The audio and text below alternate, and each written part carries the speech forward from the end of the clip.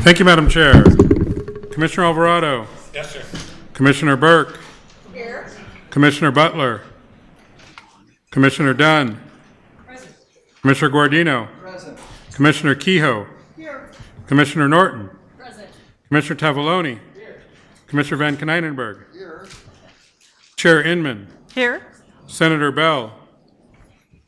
Assemblymember Frazier. Madam Chair, we have a quorum. Thank you, Doug.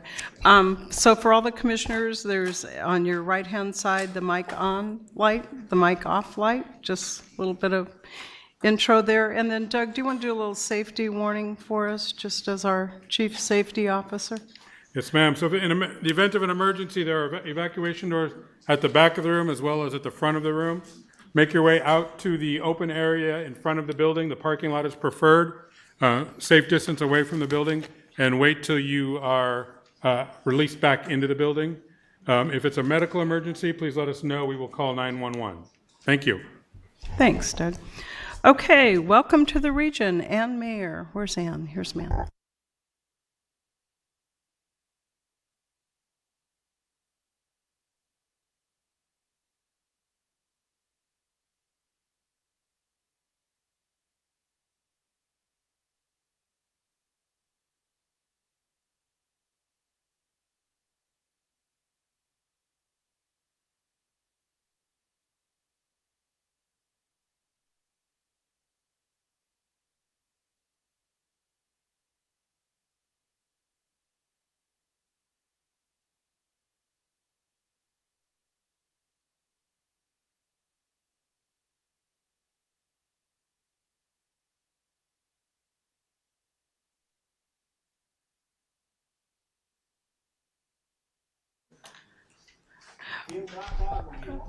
Okay, well, since we're waiting for a mic for Ann, how about if we do a little business here? Item 3, approval of the minutes for the October 9th commission meeting. So moved. Second. We have a motion by Commissioner Alvarado, a second by Commissioner Dunn. Is there discussion? Hearing none, item is approved. Item 4, approval of minutes for the Joint Transportation Commission and the California Air Resources Board meeting. We have a motion by Commissioner Alvarado, a second by Commissioner Dunn. Any discussion? Hearing none, all in favor? Aye. Anybody opposed? Anybody abstaining? That motion carries. Okay, does Ann have a mic yet? No? We'll keep going. Okay, you give us a thumbs up and we'll come right back to you. Okay, item 5, approval of the minutes for the September 16th and 17th joint meetings of the California, Oregon, and Washington Transportation Commissions. We have a motion by Commissioner Alvarado, a second by Commissioner Dunn. Any discussion? Hearing none, all in favor? Aye. Anybody opposed? Anybody abstaining? That motion carries. Item 6, Commissioners' meetings for compensation. We have a motion by Commissioner Tavaloni, a second by Commissioner Guardino. Is there any discussion? Hearing none, I'll call for the vote. All in favor? Aye. Anybody opposed? You abstaining? That motion carries. Okay, item number 7. I hate to do this. Ann, are you ready to go? Okay, Ann has a mic now. Hello again, Commissioners. We are delighted to have you here today. Your partners at RCTC, SBCTA, and Caltrans District 8 are proud of our track record of delivering critical projects and services to support our region's economy and quality of life. Continuing to deliver tangible results to residents and taxpayers is essential, as they have entrusted us with their hard-earned dollars through our local sales tax measures and most recently SB1.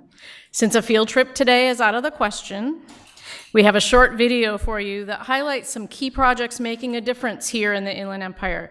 You'll notice there's a wide array of projects currently under construction, and they're located throughout the entire region. While the pace of work is impressive, we are poised to deliver more, and we look forward to working with all of you to accomplish it. Ray Wolf should be here shortly. He had his own board meeting this morning. Mike Beauchamp from Caltrans District 8 is here. All of us will be available for questions should you have them. If you don't have any questions, we look forward to a great meeting. So with that, roll the video.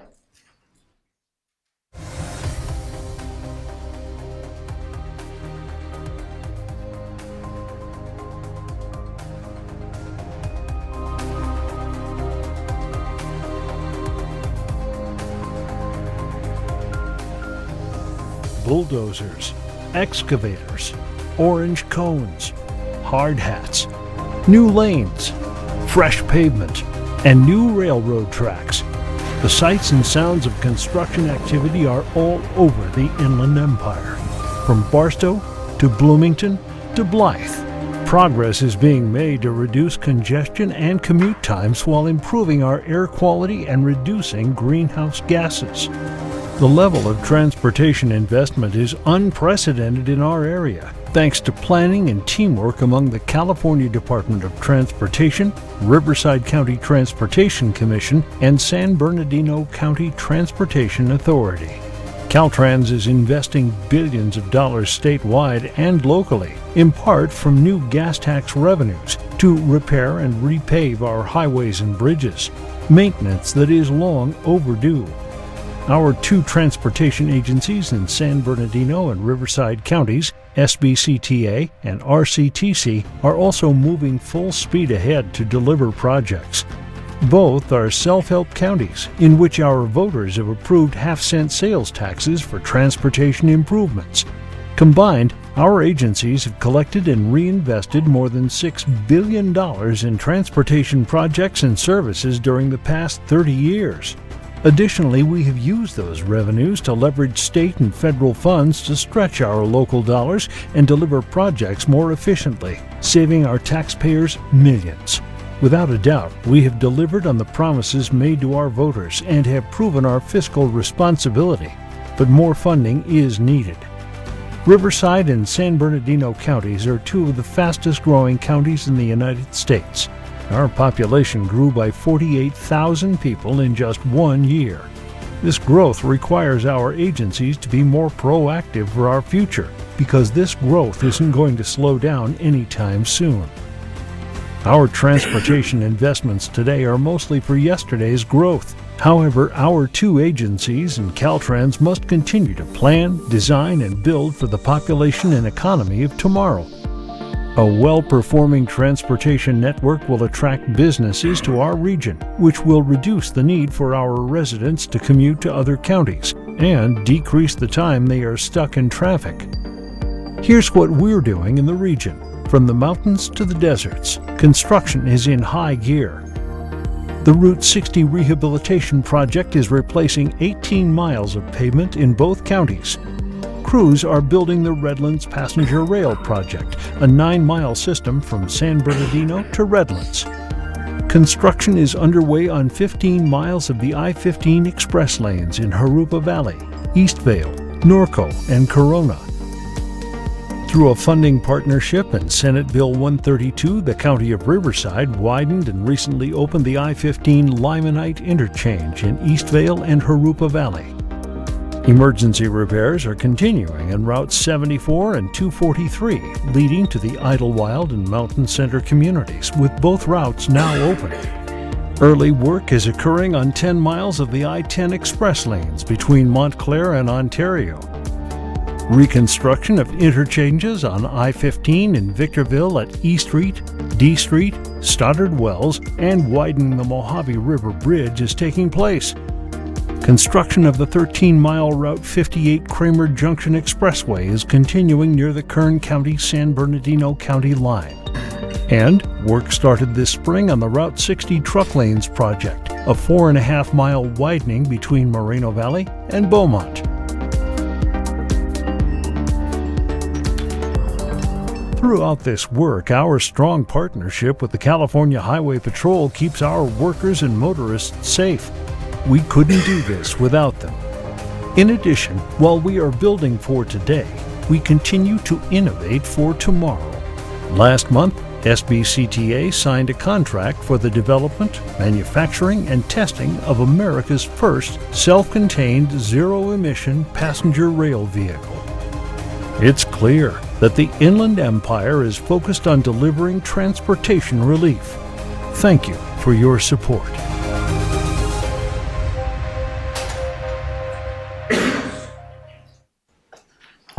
Okay, wow, that was a nice video. Do you have any questions for Ann? If not, thank you. We appreciate that overview. That was a great summary. Okay, we're going to move now to the Commission's Executive Director, Director Branson. Thank you, Madam Chair. Today I had a number of items that I wanted to cover with you. But first, I wanted to just warmly welcome Director Omashakin to his first commission meeting, and just thank you for being here.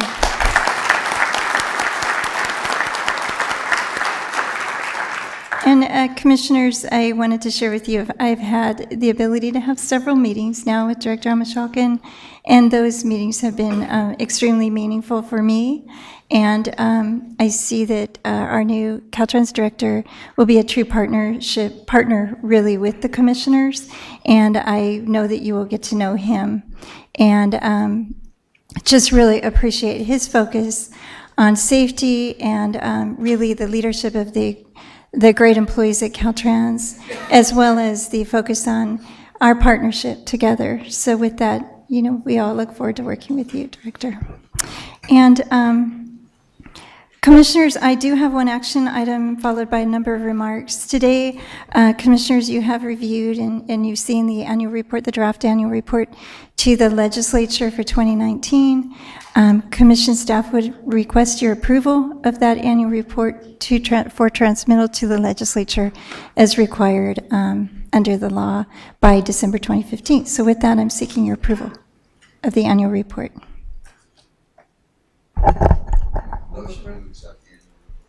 We have a motion by Commissioner Gardino, a second by Commissioner Tavaloni. Any discussion? Hearing none, all in favor? Aye. Anybody opposed? Abstaining. That motion carries. Continue, Susan. Commissioners, on Tuesday and Wednesday, October 29th and 30th in Sacramento, the Commission did hold a active transportation symposium.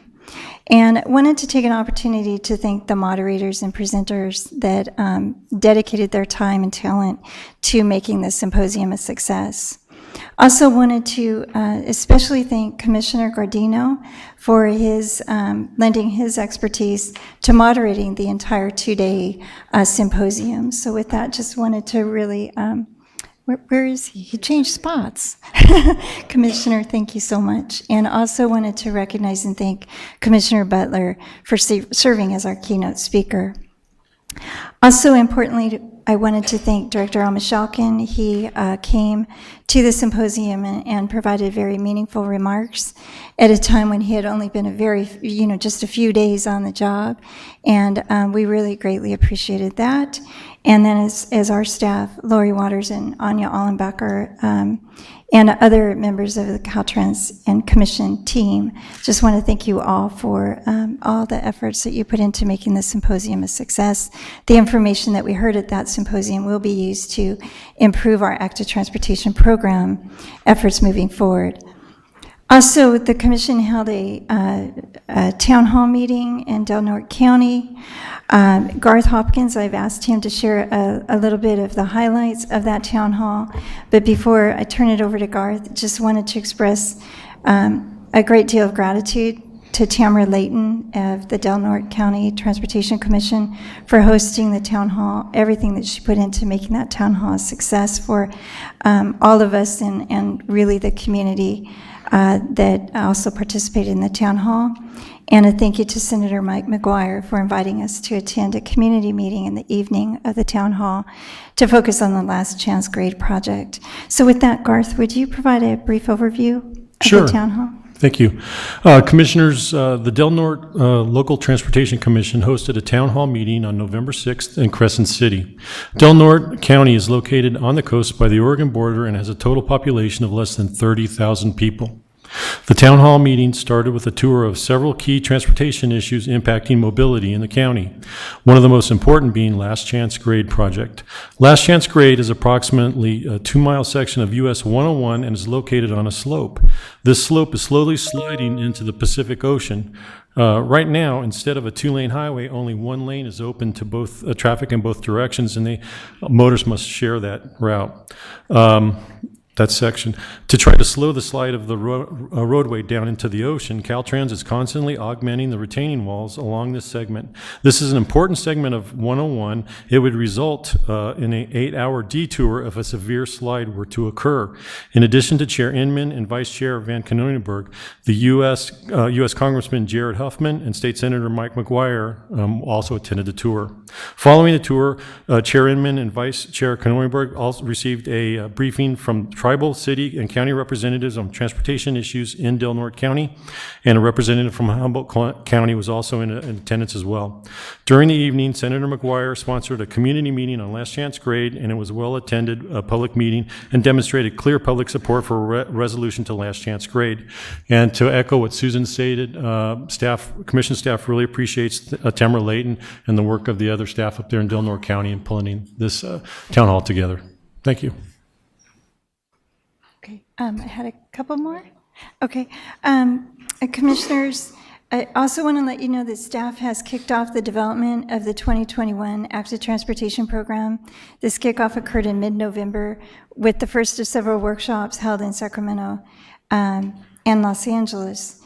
The final Active Transportation Program guidelines are anticipated to be presented at the March 2020 Commission meeting, and program adoption would be in December 2020. Commission staff also continues to hold workshops and work with stakeholders on the development of the 2020 competitive programs for the local partnership, the Solutions for Congested Corridors, and the Trade Corridor Enhancement programs.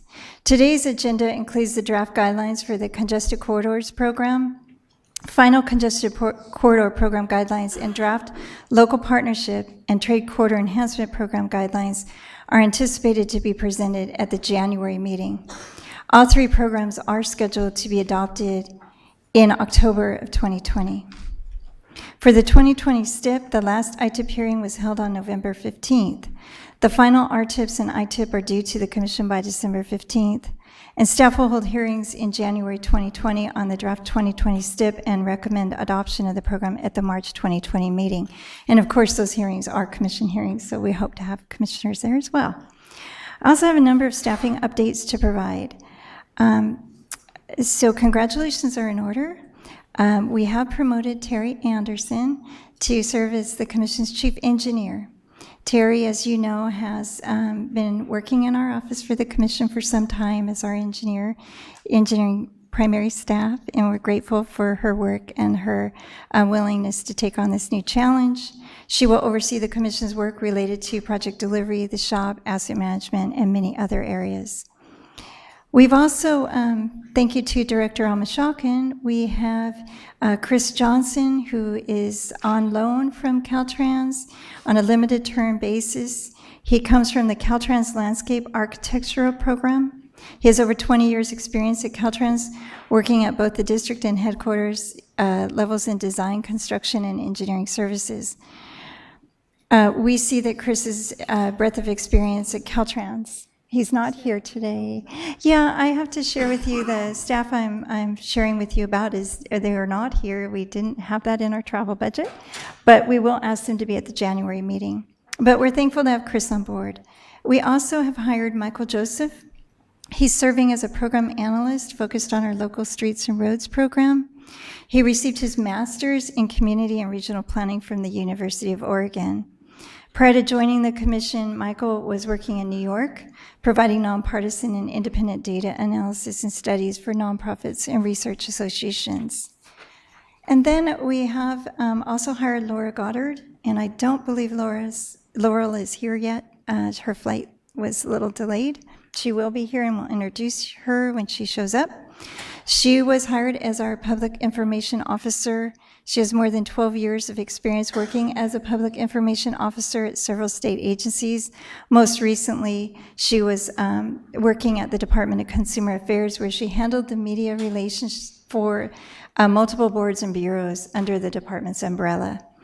Laurel has a bachelor's degree in journalism from CSU Sacramento. And then Gino Indo is an employee of Caltrans. Many of you all know him. He unfortunately is not here for the first time since 2011.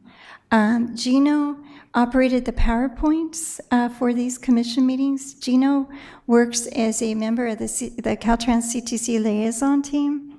He is an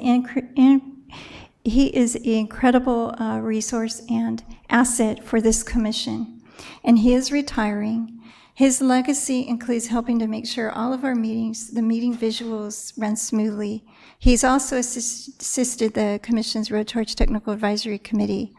He was instrumental in revolutionizing our electronic posting of the Commission's meeting book and agendas. He will be missed by this Commission. He will be missed by the Commission staff. He is a real friend of ours. And we just wanted to take this opportunity to wish him well. And we understand he is watching the webcast. So, Gino, you will be missed, and thank you for everything.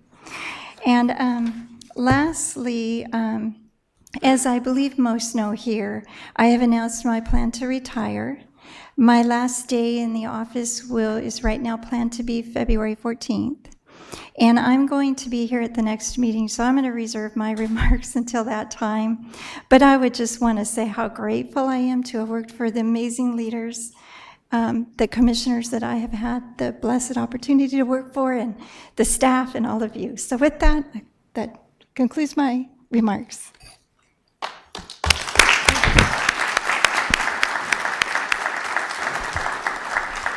I think we'll hold our goodbyes. So anyway, thank you, Susan. Now we'll move to commissioner reports. Fellow commissioners?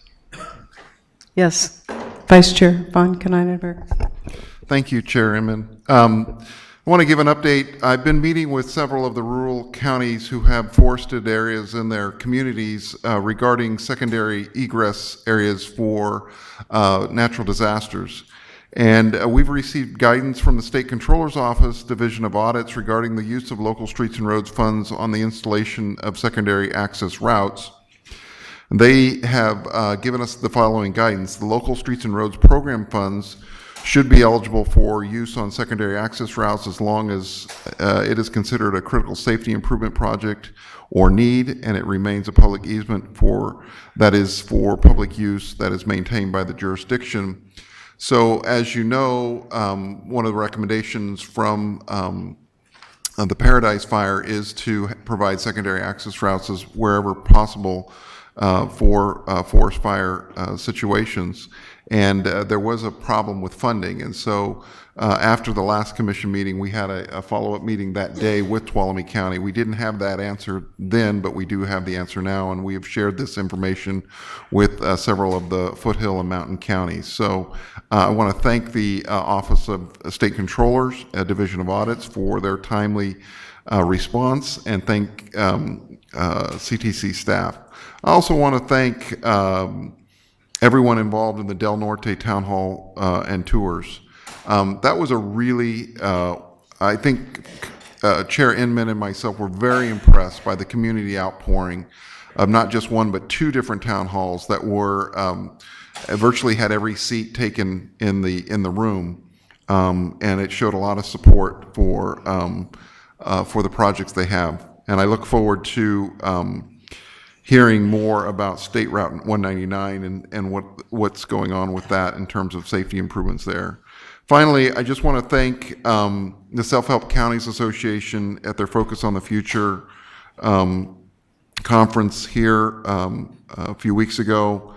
You know, the Self-Help Counties bring $5 billion annually dedicated to transportation infrastructure and mobility to bear in the state of California.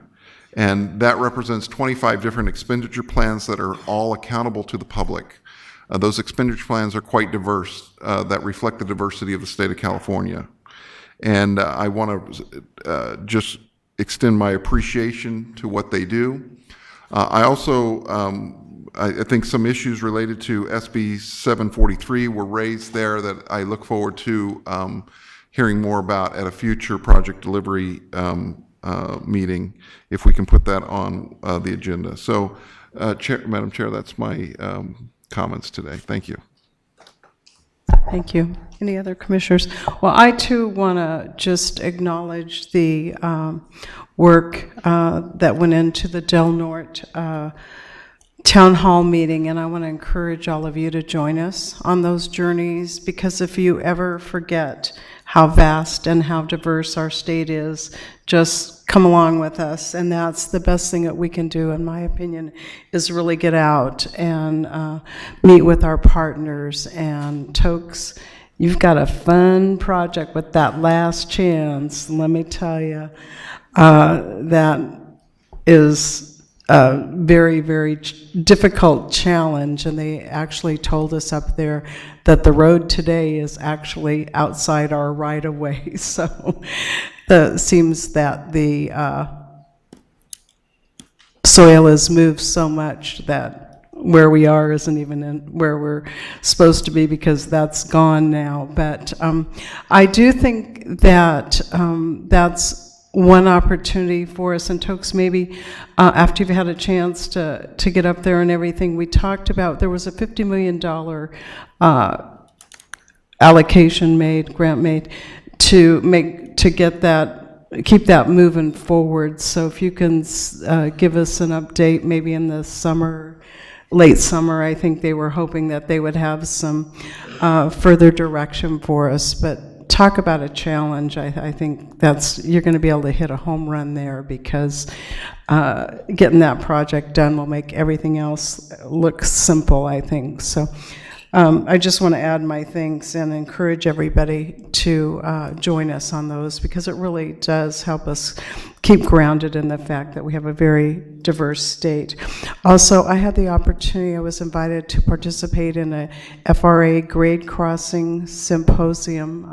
Secretary Kim will remember this, but I've been a loud, outspoken advocate for the feds chipping in a little more to help us with grade separations and grade crossings, but I don't know that we have any more dollars coming yet.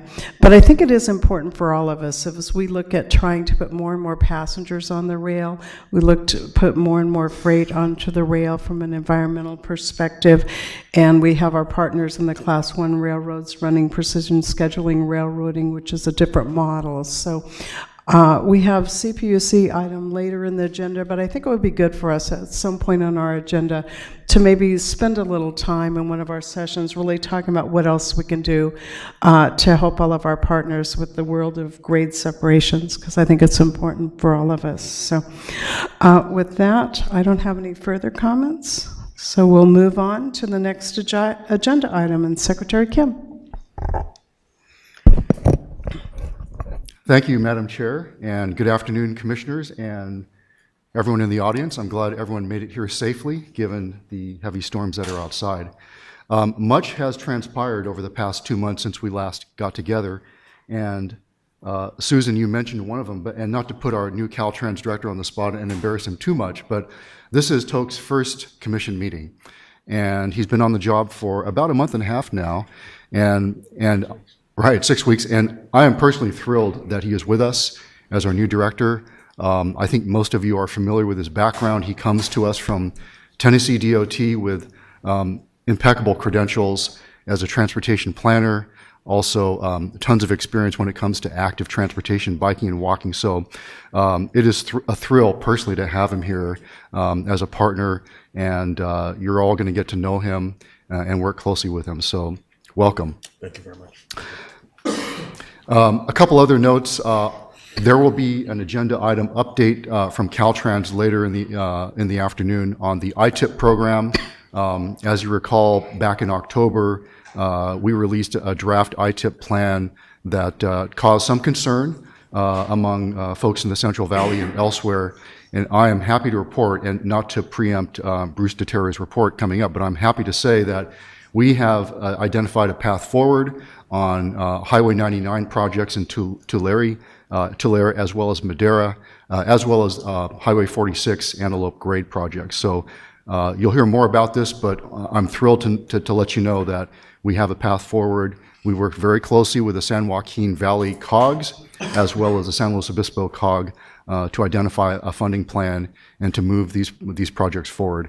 I also want you to know that I personally drove Highway 99 from Sacramento to Bakersfield, as well as Highway 46 from I-5 to Paso Robles. I wanted to personally see these highway segments and understand the overall context. I have a much better understanding as a result of having driven it and seeing it.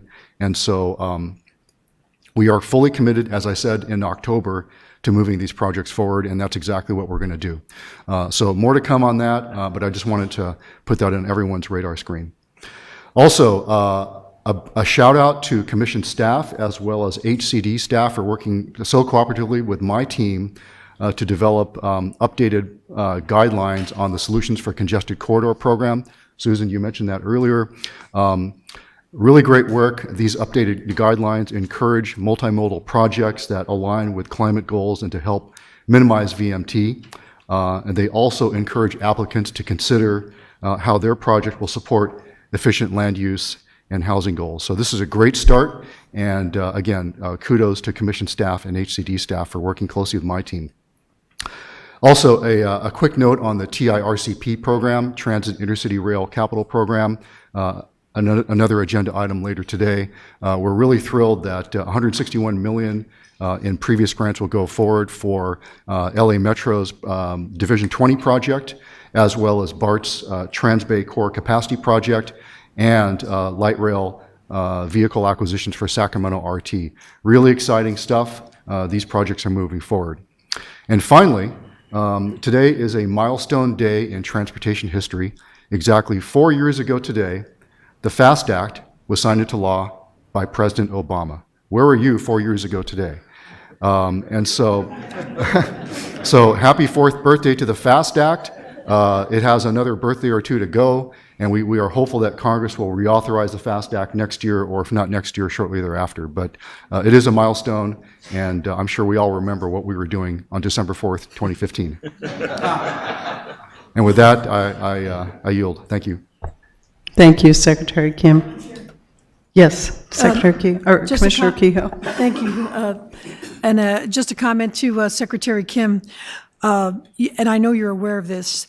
Over the weekend, the local rail agencies in San Diego, including North County Transit and Sandag, did an emergency repair on the Del Mar Bluffs, immediately adjacent to our rail right-of-way. The newspaper coverage and the media coverage in general was startling. The big hole is right next to the tracks. And as we all know, one picture is worth 1,000 words. So I think there's really a sense of urgency and in San Diego to really invest in our rail right of way. So I'd like to ask you today to put your personal and focused attention on this issue and pull together all the relevant agencies in San Diego, and they're more than eager to serve. And your Caltrans folks, Sandag and North County Transit were great, but we need to sit down together and look at how to accelerate the Bluffs stabilization phasing, and also really accelerate moving the right-of-way off the Bluffs. And I know you know how challenging it is, how complicated it is. It's a must-do. It is an incredibly important line for freight and for passengers. So I'm asking for your help. Thank you, Commissioner, for calling attention to this very precarious situation on the Del Mar Bluffs. You have my commitment that we will pull together all the relevant players and stakeholders in the region and throughout the state to identify solutions to the situation at Del Mar Bluffs. We understand the situation and the importance of stabilizing the bluffs and making sure that it is solid and ready to go. So we will convene a task force as well as all the relevant entities in the region and throughout the state to address this, and we understand the urgent nature of it. So thank you very much. Thanks so much.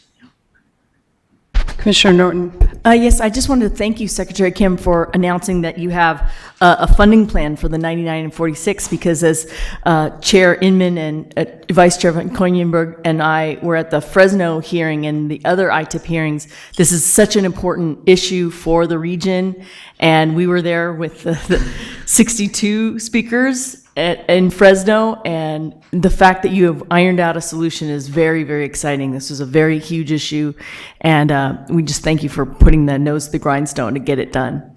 Thank you, Commissioner. And I would say also, Secretary Kim, thank you for doing the drive, because I think there's nothing like that. And I would just take the opportunity, as the freight focused lady here, to remind you of the seasonality. So imagine when we're doing harvest too, and we have expiration dates on those projects, it's even magnified. So thank you for your commitment and dedication to helping us find solutions. So with that, any other comments? Okay, we're going to move on now to Caltrans Director Tokes on behalf of all of my fellow commissioners. Welcome, welcome. Thank you, Madam Chair. Thank you very much. Commissioners, Executive Director Branson, Secretary Kim, stakeholders, partners, friends in the room, staff as well. Very good afternoon. I am very honored and excited to be a part of this very first meeting for me. I've heard a lot about the commission and the work that happens at the commission, and I'm just elated, excited to be here and to be a part of this as we look to move the state of California forward together. Just a very quick intro about myself. It's been mentioned already by Secretary Kim. Immediately prior to this, I served as Deputy Commissioner for Transportation at TDOT, where I oversaw planning, all the modes and environmental issues at the Tennessee Department of Transportation. Served in that role for 8 years, and immediately prior to that, I was a policy advisor to the mayor of Nashville, Tennessee, on very similar issues: health, transportation, and quality of life issues in general. Got plucked out of Tennessee by Secretary Kim and Governor Newsom. I'm excited to be a part of their team, and again, look forward to the work that we'll have to do together in the years to come. I've had a chance to meet many of you commissioners already, and just excited about the discussions that we've had. So I'm thankful for that. I really want us to have a relationship that is very dependent on trust, and one that is really focused on delivering for the people of this state.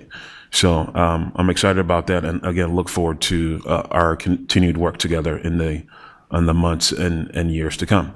There are 4 or 5 main things that I really just want to touch on quickly, but before I do that, I want to thank Executive Director Branson as well.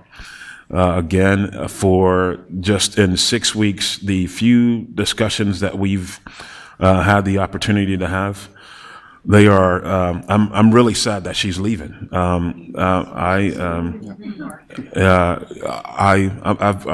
been thoroughly impressed by her focus on transportation issues, and whoever is coming in her shoes next has got some big shoes to fill. So thank you for your service, and enjoy what's to come. Yeah. So the 4 issues I want to touch on very quickly are, number one, from a personnel standpoint at the department, there are a lot of changes happening. We just recently lost to our team, our chief of staff, Giles Giovanzi. He has left the department to work with Secretary Kim. Secretary Kim has plucked him away. He's going to serve as a senior advisor with Secretary Kim. I think he's been at Calston now for 2 weeks. So that's a major hole that we will need to fill within the department. We have listed the position already to fill it from an acting standpoint, and we're moving forward. With that. I also want to share the fact that I've had the chance to visit at least 5 of our districts across the state, and have been thoroughly impressed. I've had spent the last 2 days with Director John Belinsky here in District 7, and I've been very impressed with some of the things that are happening in this district and all the other districts I've had a chance to visit. So I look forward to getting across the state to visit the remaining districts. Now to the PSPS, Public Safety and Power Shutoff. The weather outside today is probably what we needed over the last 5 or 6 weeks, but we're getting it now. It would have probably been a lot of help to us. But Caltrans has used the changeable message signs to alert motorists with the message to treat every signal as a stop sign during power shutoffs. We also released a video demonstrating the safest way to navigate through an intersection during power outages. We operate roughly or nearly 5,000 traffic signals statewide, and we wanted to ensure that motorists were ready when power goes out, that all facilities are operational during those power shutoff periods. This persistent message on safeties is part of the key to lowering deaths on California's roadways. 10 deaths a day is absolutely too high, as 1 in 10 deaths also involve pedestrians and cyclists in California. This is something that I'm going to have a lot of focus on. We cannot normalize this issue, the safety issue, by any means in our state. Last year, we lost almost 3,600 people, or roughly 3,600 people on our transportation network. And I am personally going to be pushing us and leaning on us to see that we do every single thing in our ability to drive those numbers down and drive those numbers in the opposite direction. Now to the Caltrans Efficiencies report. I think you will hear a little bit more about this later.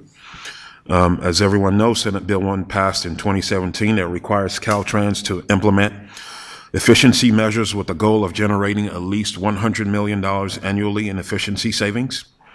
To reach this goal, the department continues to pursue new approaches, tools, and innovative ways to deliver transportation projects in more efficient ways in an effort to reduce cost and expedite project delivery. These include construction management, general contractor, also known as CMGC, and value analysis, which have generated significant cost savings. Later on in the agenda, you will be presented with the annual efficiencies report for FY 18 and 19, showing $233 million in savings in maintenance and rehab, which is over the $100 million amount required by SB 1. Next to, and finally here, to climate change and a vulnerability assessment update. Caltrans is updating a series of studies to provide the latest scientific information and data to support adaptation planning and improve the resilience of our state highway system. These studies cover regionally specific vulnerability assessments on various climate stressors for all 12 Caltrans districts, identifying highway assets at risk and developing strategies and best practices to integrate climate adaptation into Caltrans' business operations.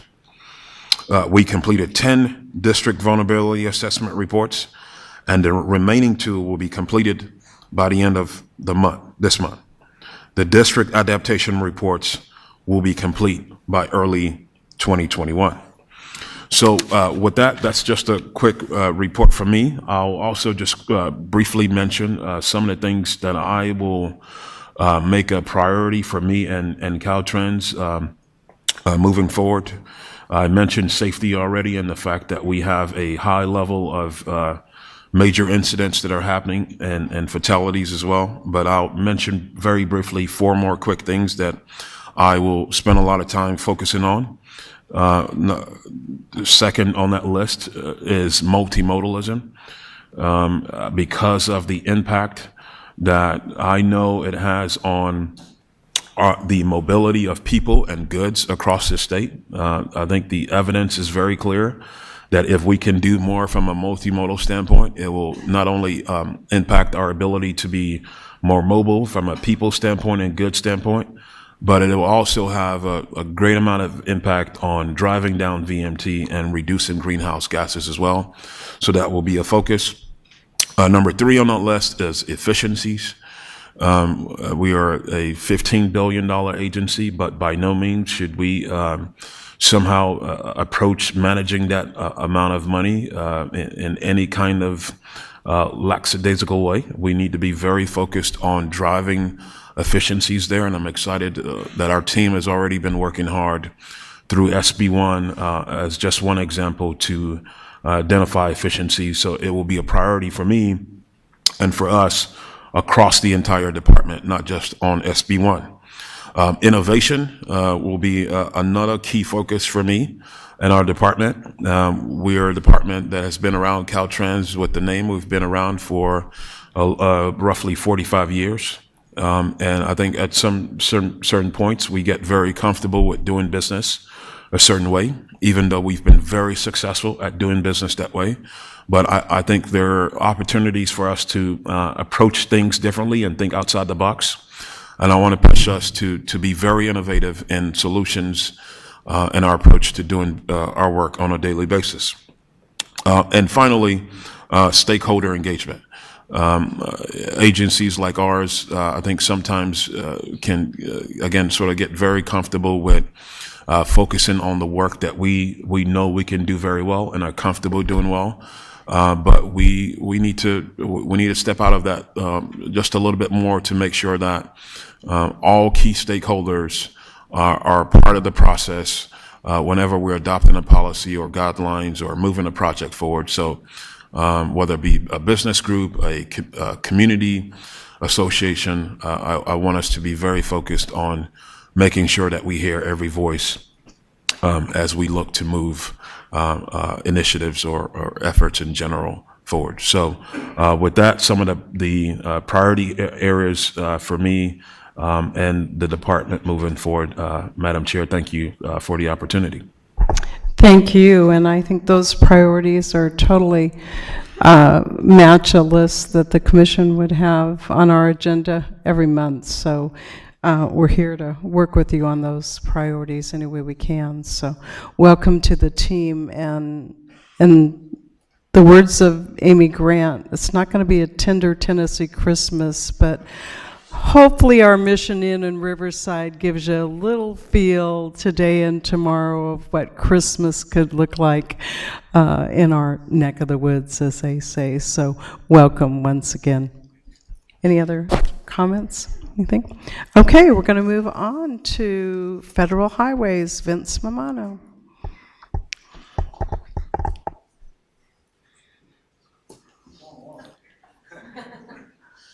There was a comment that this podium is real close to you. We want you to get your steps in. Come on. Firstly, I'd like to welcome Tokes.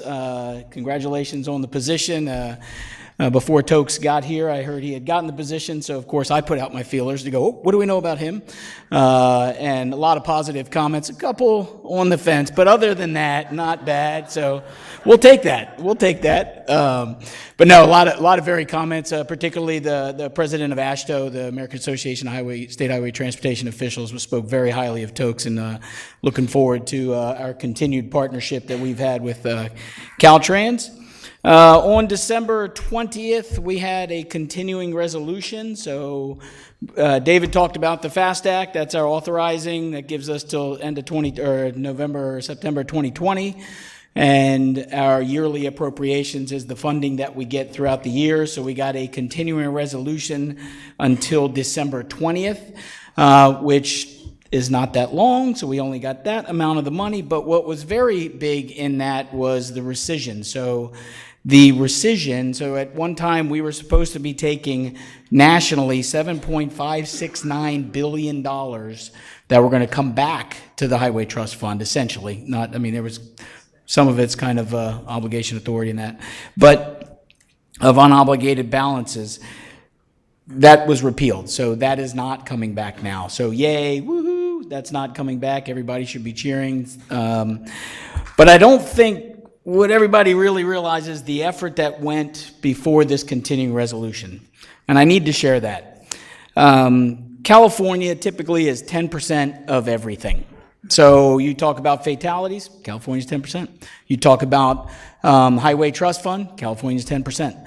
10%, 10%, 10%, 10%, all the time, 10%, just about.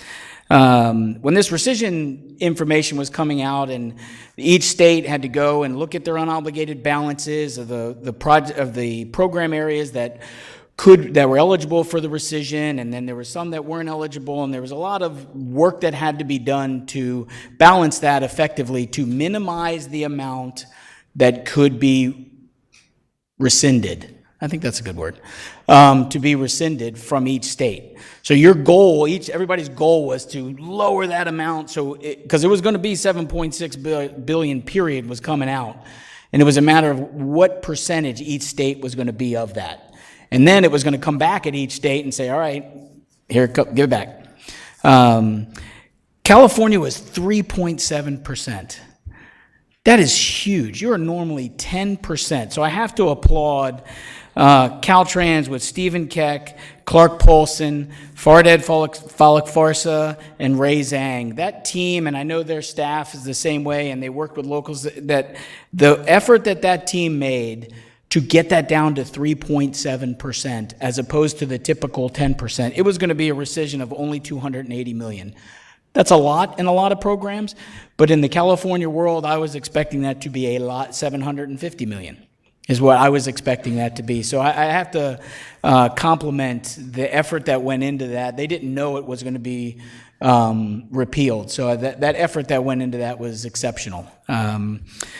DBE right now, DBE participation, our end of year reporting at the end of last year was 18.84, so that's huge. The goal is 17.6. We're still looking at the numbers to narrow that down. I continue to comment that about 11 years ago when I got here, we were about 2%, maybe 3% participation of disadvantaged businesses. So we want to keep encouraging that. There's been a federal rule that came out that's pretty much.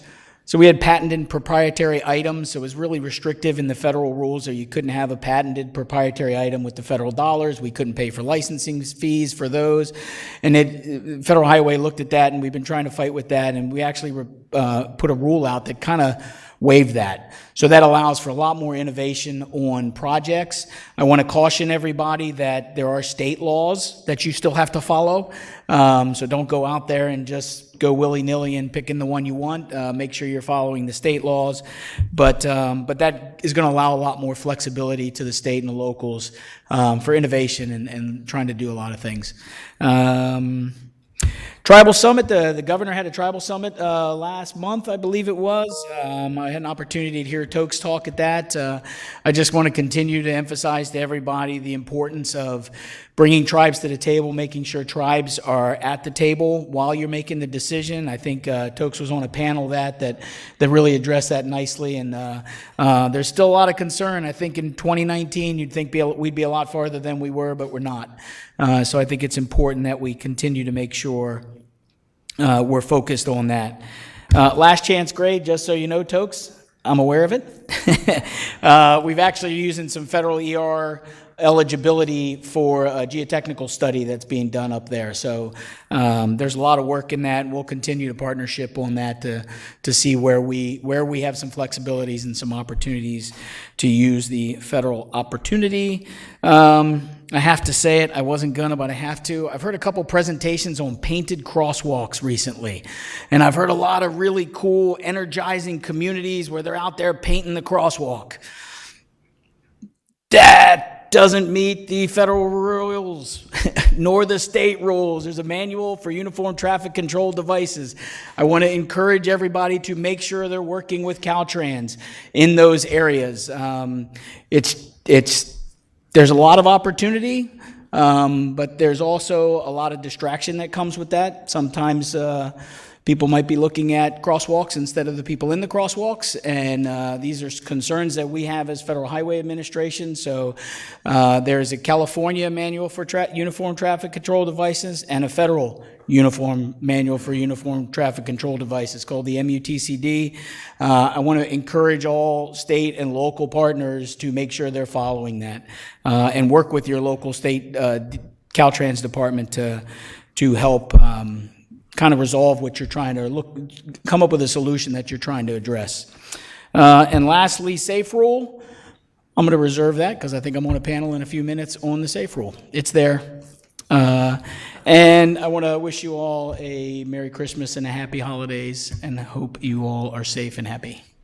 Thank you. Any questions? Any questions for Vince? I have Yes, just one Commissioner. question. I see the light green turning lane, and I only see that in a very few jurisdictions. Is that consistent with federal rules? I'm not positive. I don't know that answer. I would ask whatever jurisdiction that is to work with the Caltrans logo. So Caltrans It's will not make. Los Angeles, I don't think. There's some bike lane, green lanes for that. So it's, there's some challenges. I'm sorry. Automobile turn lane. That are green. So those are all part of the challenges. It comes to a driver expectation. That's what the MUTCD is all about. What is the driver expectation when they see a green, when they see a red, when they see a yellow? So what does that mean to you? Green means go to me. I'm colorblind, so white means go to me. Orange means slow down, and red means stop. This light green is confusing. Exactly, and I think that's a concern, and I think that's where a local needs to recognize, and if somebody sees that, let the local Caltrans office know, because they can help with that to see if there's some opportunity. There might be some opportunities to help the local do what they're trying to do. There's a lot of encouragement, there's a lot of revitalization that's going on, and we want to try and help contribute to that, but we also want to make sure it's safe too. Well, I do think that maybe we all need to spend a little time, and I think it goes to the safety issue. And, a lot of our communities have tried to really do a lot with painting and differential colors to help us all understand, you stay over here and you go over there. Right. So it may be a time for everybody to sit together and say, is there something else we can do to ensure more safety? Because, at that workshop with FRA, Federal Highway was there, but there was a lot of innovative crossing and things going on to really mark, hey, this is a rail crossing, especially in those urban cores where we're running rail lines right next to the bar where everybody's drinking and then hopping out and stepping in front of the rails. So I don't know, Tokes, maybe on your safety agenda or some we can look and see, maybe we need to work with you all, and maybe those standards need to be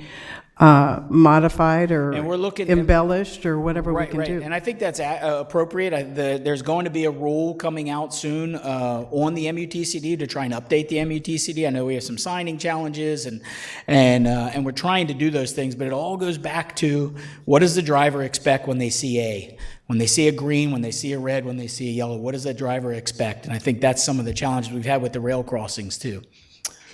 Yes. Commissioner Norton. Commissioner Norton. I just had a question about lighting and street lighting as well. Like, one of the issues about safety with bike lanes and just the vehicle interactions is inconsistent regulations about how well lit a bike lane needs to be, or even a sidewalk needs to be. And I was wondering whether or not there have been some discussions, and potentially with Caltrans as well, about having more consistent requirements that locals need to follow for lighting bike lanes and lighting sidewalks, because it makes a huge difference in the relative feeling of safety and the safety of people who are in those lanes as well. I love that. That went right. It started at me and ended at you. Well, I want you both. That up. That just works. It's such a huge issue, and when you pointed out that we can't normalize the 3,600 deaths we've had this year, part of the issue we consistently hear is about vision and whether or not people could actually see the people as they were coming up either in a crosswalk, in a bike lane, etc. No, Commissioner, that's a very good question, and Vince makes a very good point about the fact that there's a California MUTCD and there's a federal MUTCD that already exists that provides all the guidance that we need on issues like this. The challenge for us is the fact that communities increasingly want to create a sense of place. Mm-hmm. They want to create a place that they can identify as theirs, and we sometimes allow the flexibility within the guidelines, and sometimes we don't. Mm-hmm. But safety has to be the lens that we look at these issues absolutely through. I'm all for communities creating a sense of place and a place that creates some identity for them. But if it's unsafe, if it's going to somehow impact those numbers, we need to be we need to be mindful of not giving those exceptions that allow the flexibility that exists within the guidelines. I want to make clear about that those guidelines, there's some flexibility there. But if it's going to impact safety in any kind of way that's in a negative direction, we need to, lean towards the side of safety first. So. But our office and Caltrans would be glad to sit together and discuss any of those types of things where we can figure out a solution.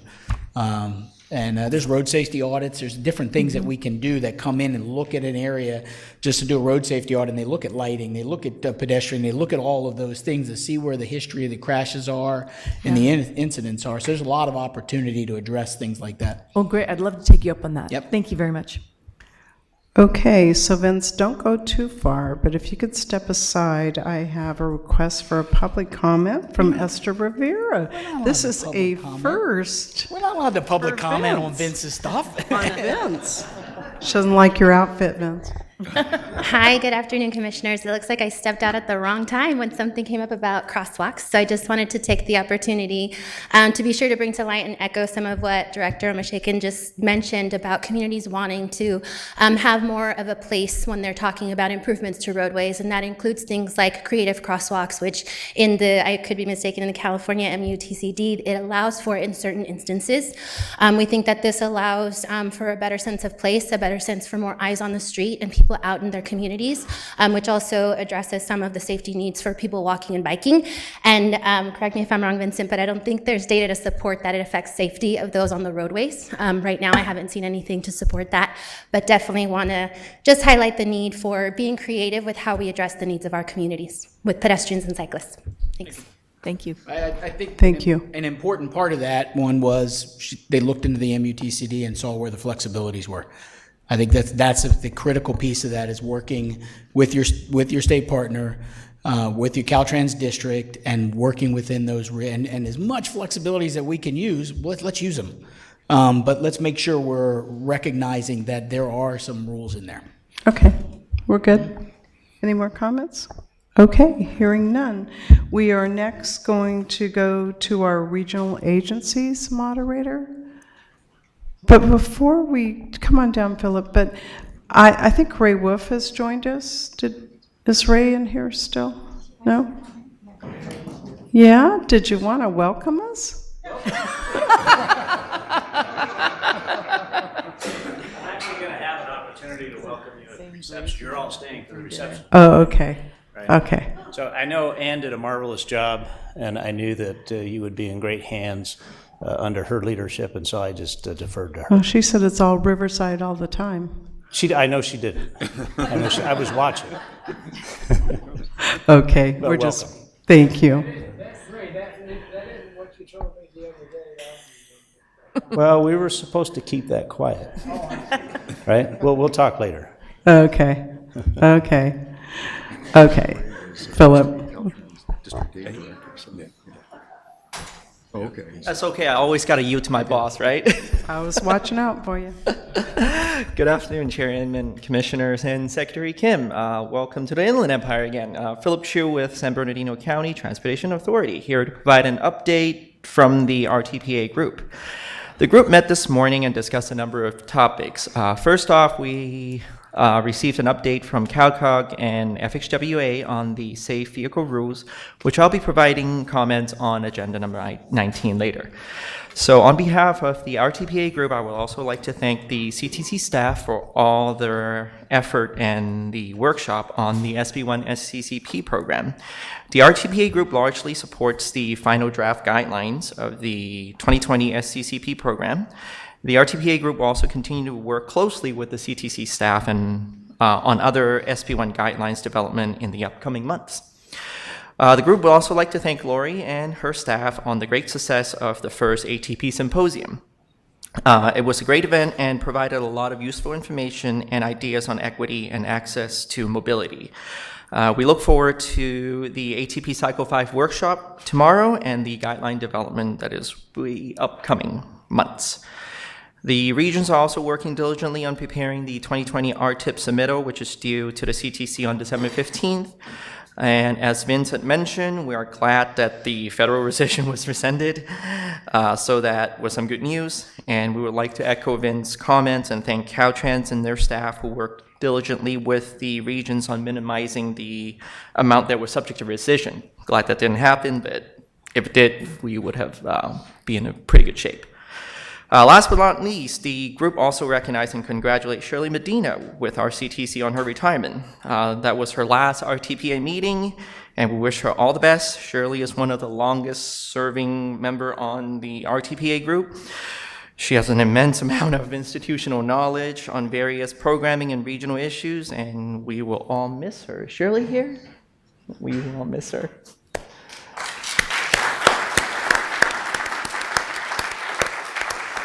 So that concludes my report. I'd be happy to answer any questions, and I wish everyone a happy holidays. Any questions for Philip? Okay, hearing none, thank you. We'll move on now to rural counties. Maura.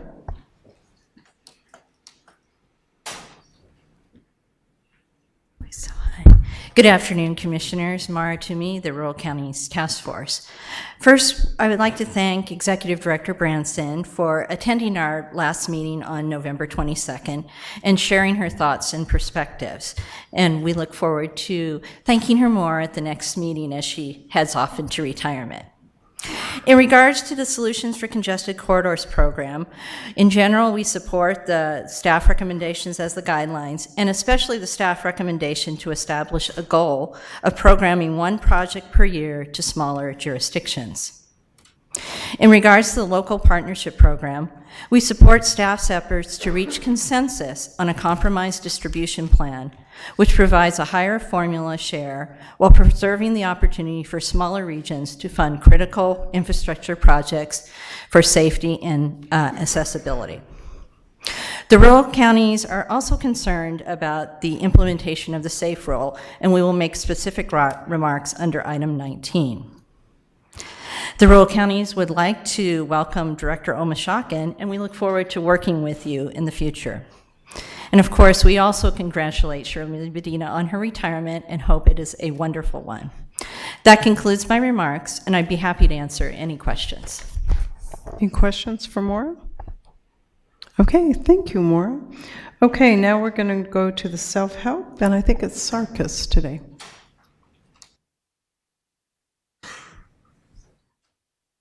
Thank you, Madam Chair, Commissioners, Secretary Kim, Executive Director Branson, and welcome Director Omashakin.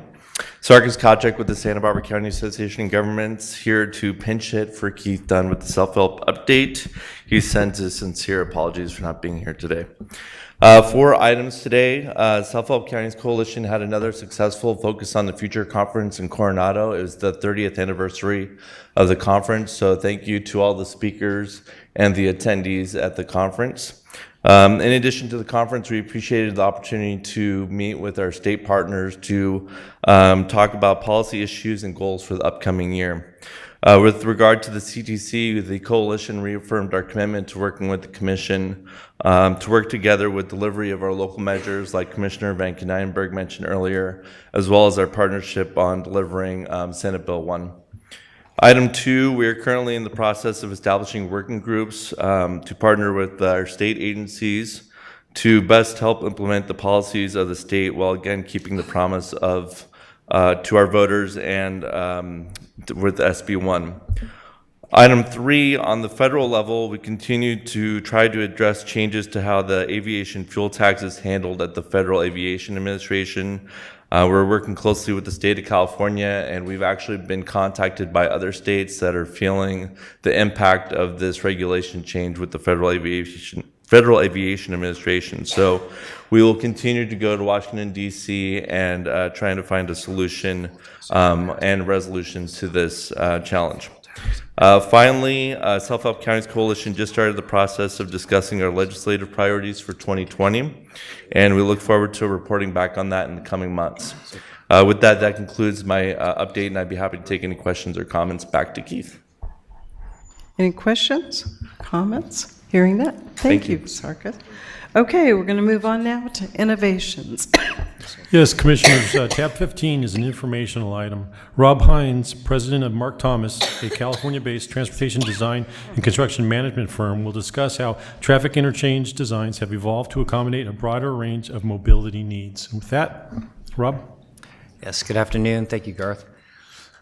So yes, I want to talk to you about the history of Caltrans interchanges and how creativity and innovation have really helped to improve the designs as we're moving forward.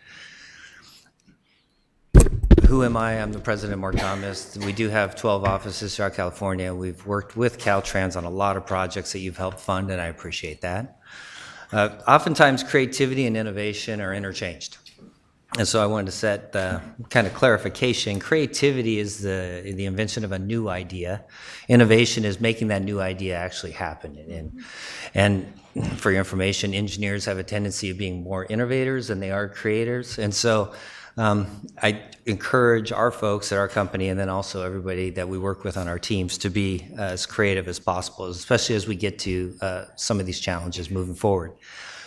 So 1950s, I show a little picture on the lower right. You can see here that, you know, the rest of the world was out trying to put things into space, objects, people into space. But here on the ground, Caltrans was trying to put an interchange in on new freeway systems that were coming through the state. So this is a L6, has hook ramps. It turns out to be somewhat limiting, a little bit confusing. And over time, we've ended up modifying a lot of these to a more modern interchange. In the 1970s, you had a handheld calculator, which handheld calculators helped Caltrans figure out how do we get more traffic through interchanges than we have previously. And so you'd see this one here, a lot of right-of-way, loops in all quadrants, no signals. You would think just intuitively that you're going to get 130,000 cars or something, a lot of cars through this interchange. But the reality is the weaves up on top of the structure, the weaves down on the freeways really help bottleneck this and limit this interchange to maybe 70, 80,000 cars a day. 1980 had the Rubik's Cube, and we went from wide open right-of-way to more confined, tight diamonds, space that every mile or so works just fine. It's when they're spaced further than that they become an issue because of the closely spaced intersections. And so then we get to 1990s. Tickle Me Elmo, I don't know if you remember Tickle Me Elmo. I know my kids will tell me that how disappointed they were when they were younger they didn't get one for Christmas because I couldn't find one anywhere. Well, Caltrans did a great job on a partial cloverleaf. They've taken the full-blown cloverleaf, they've put two signals in to help control traffic and platooning. It works in both directions, it's very efficient, there's no weaves. This is an extremely, this is a very efficient and very good interchange moving forward. Single point urban, so we have the handheld computer or the smartphone 2000. This single point urban, all the ramps go through one intersection. They end up being pretty expensive. They end up not really working well with bikes and peds. There's some challenges there.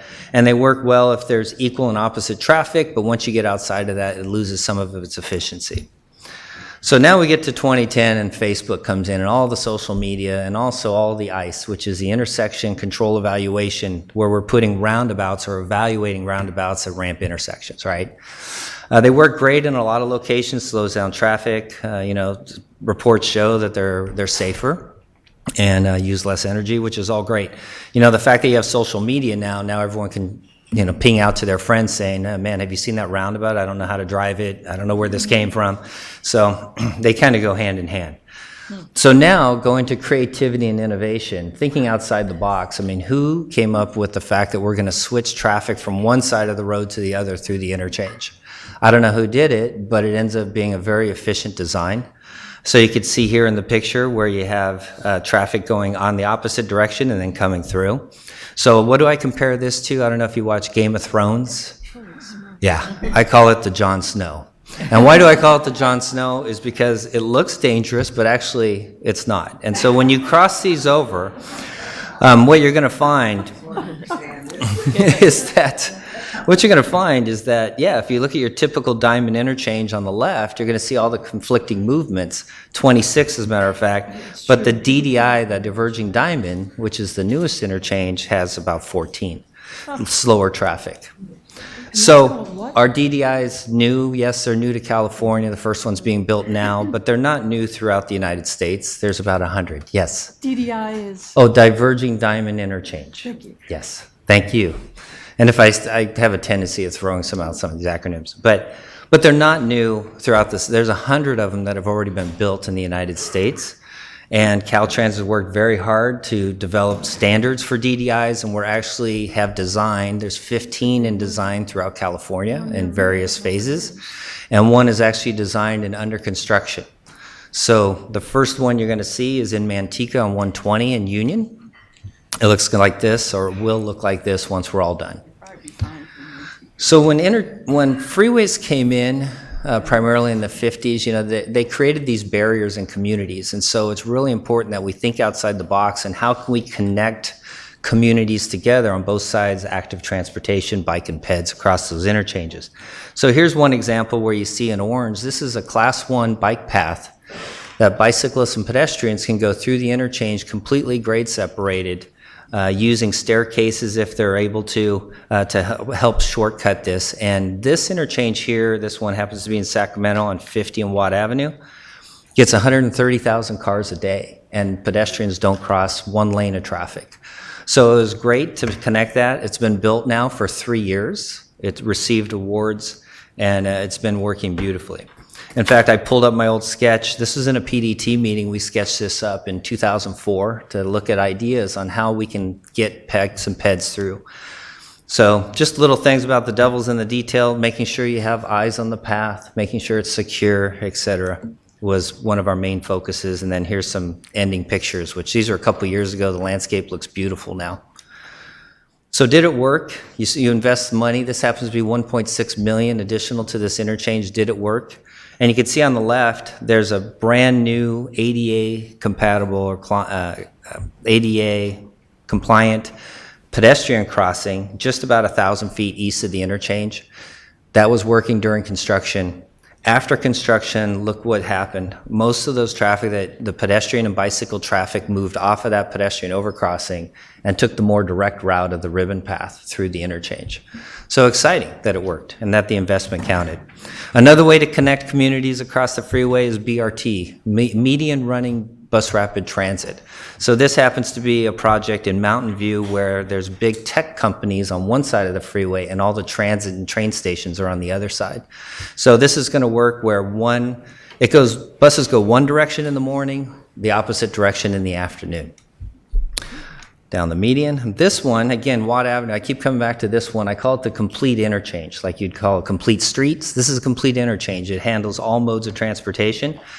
This one, we ended up using a median lane also for the BRT. It goes one direction, but it also goes the other direction using the same lane all day long. So there's 7.5-minute headways, there's signaling, there's all kinds of cool things that we've done, but it works great. And yes, sorry, yes, Commissioner. It works in both directions throughout the day? Yes. So they are going in two different directions? Yes. And the signals can handle all that safely? Yes. So it's designed, it's currently doing 15-minute headways where one bus will come one way, one bus will go the other, but it's been designed for 7.5-minute headways. There's detector loops on the entrances on both sides, and there's warning signals that would indicate if two cars come in or two buses come in at the same time. But yeah, it's all coordinated through signaling. All right, and then just one last one is bus on shoulder. You're going to hear a lot more about this. This is Highway 1 in Santa Cruz, where we're taking buses and putting them on the shoulder, especially in congested areas. So when the traffic becomes congested, 35 miles an hour or less, the bus can then go onto the shoulder to help bypass some of that traffic. You know, what does it look like in plan view? What it's really doing is it's connecting auxiliary lanes on both sides and just bridging the gap through the interchange. So, you know, there's a very small segment in reality where the bus is actually on the shoulder. Shoulder's a little wider, but again, in congested area, it makes a ton of sense. So I'm ending this here now. What have we learned? You know, what have we learned? What have I learned, I guess, when I prepared this, is that, you know, interchanges have changed. And through the times, we've learned a lot. We've been very creative, very innovative. Everything we did is a perfect? No. There's been modifications, but each time it's gotten better. So right now we're at the DDI, Diverging Diamond Interchange. It is the John Snow. You'll be seeing a lot more of these, I think, as we come on, just because of their efficiency, slower traffic, and safer facility. So just be prepared for that. And then I just encourage that, engineers are innovative, I get it, but let's also be creative too and come up with solutions that may make a lot of sense. Great. Sure. Thank you. Do we have a question? Yes, Commissioner Burke and then Commissioner Keel. I wonder if you're also evaluating the individual truck lane that we've had so much discussion about, particularly on 710. Yes. But there are also some other places that I think it would make sense, and we've all agreed, if you can't bring them on top and have over the freeway construction, we've had a lot of discussion of a dedicated lane. Yes. Where is that now? I can't answer that question. I know I've heard, I was part of the 710 project, which is through PAED environmental document. I know that Metro now is breaking it up into pieces, fundable pieces to move that forward. There's also been discussion, I think John Belinsky, District 7, has mentioned the fact that putting trucks on the inside lane makes a lot of sense too, right? And so I think there's a lot related to truck freights, everything, and to and from our ports are an important part of that. But we have not been involved on that forefront. Well, when we talk about innovation, I really think that has to be part of the discussion. Sure. Yeah. But this is exciting and very interesting. Thank you. I'm not sure in Venice how it works, but certainly innovative. Great, thank you. Thanks. Commissioner Kehoe. Thank you, Madam Chair. Just a comment from Dawn from San Diego's in the audience today. She texted me. Down in San Diego, you probably know, South Bay Bus Rapid Transit has a single lane bridge with similar traffic controls. They operate all day. That's right. I guess I better take that ride one of these days. You keep telling me to do that. Yeah. Great. Any further questions? Okay, hearing none. Thank you very much. Thank you very much. Appreciate it. Okay, we're going to move on to item 16, budget and allocation capacity. Paul? Commissioners, tab 16 is the regular budget and allocation capacity update from Clark Paulson.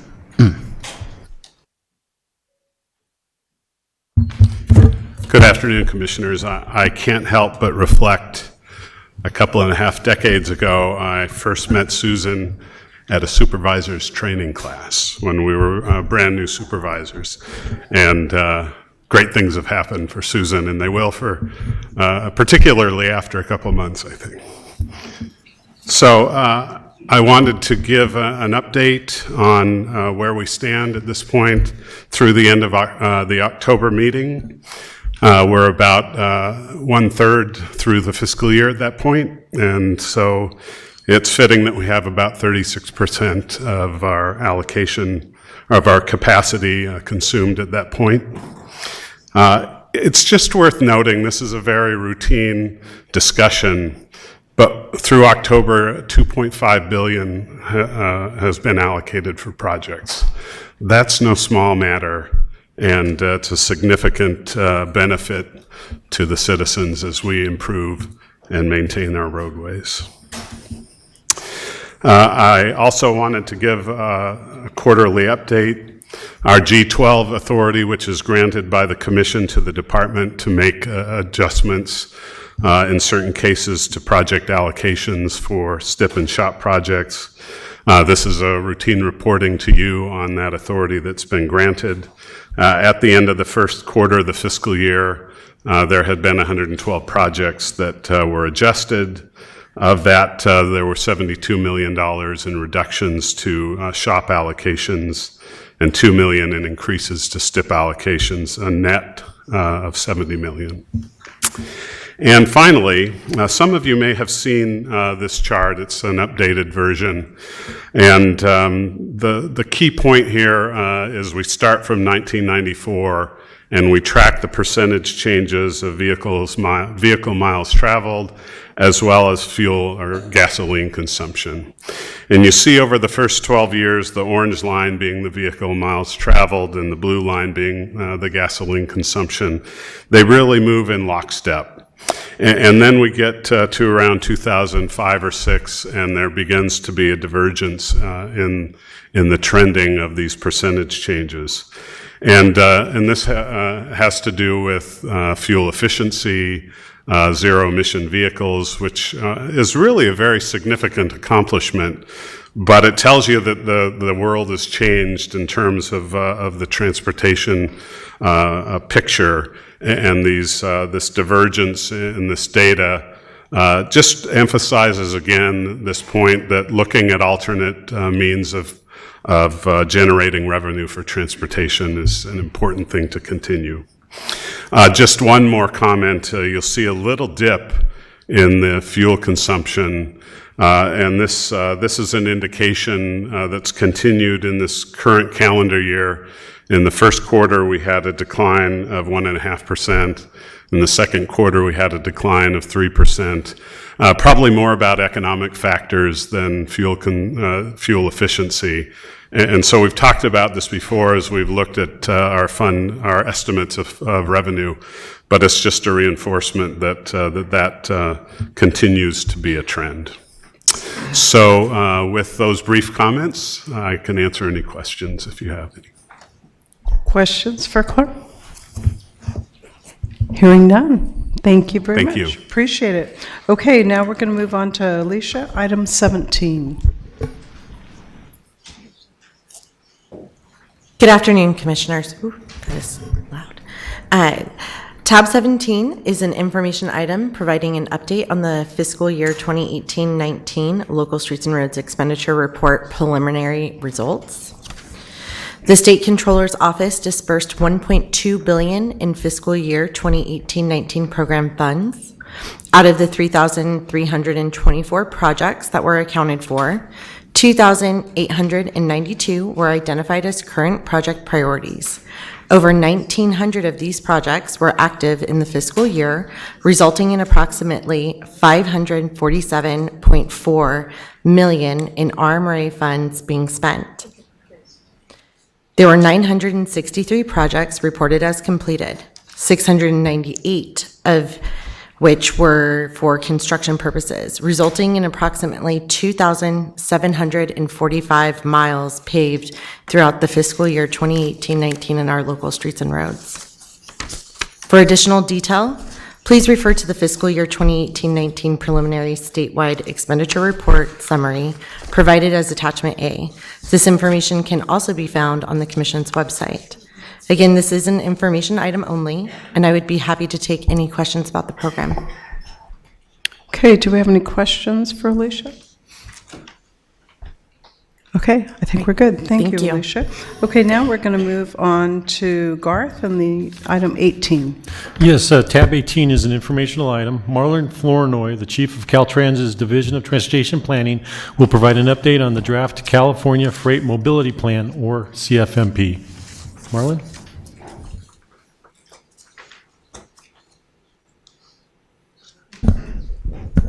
Good afternoon. Hello. Oh. Well, thank you for the opportunity to come and talk to you about what we're rolling out in terms of the California Freight Mobility Plan. And we have the presentation. Thank you. All right, so just to provide a little bit of background, back in September 2017, the California passed the Assembly Bill 14 that requires CalSTO to establish a freight advisory committee and to prepare a state freight plan consistent with federal guidance. Secretary Kim already talked about we have the FAST Act that's 5 years old. So the FAST Act basically established a new national highway freight program. And then back in 2017, we have Cycle 1 with the Trade Corridors Enhancement Program. And with the TSIP, that requires freight projects to be consistent with the California Freight Mobility Plan before they can be considered for funding. And so with this plan that we've created, it meets both the federal and state statutory requirements. It also supports the Trade Corridor Enhancement Program requirements, and it's going to address freight priorities and opportunities throughout California.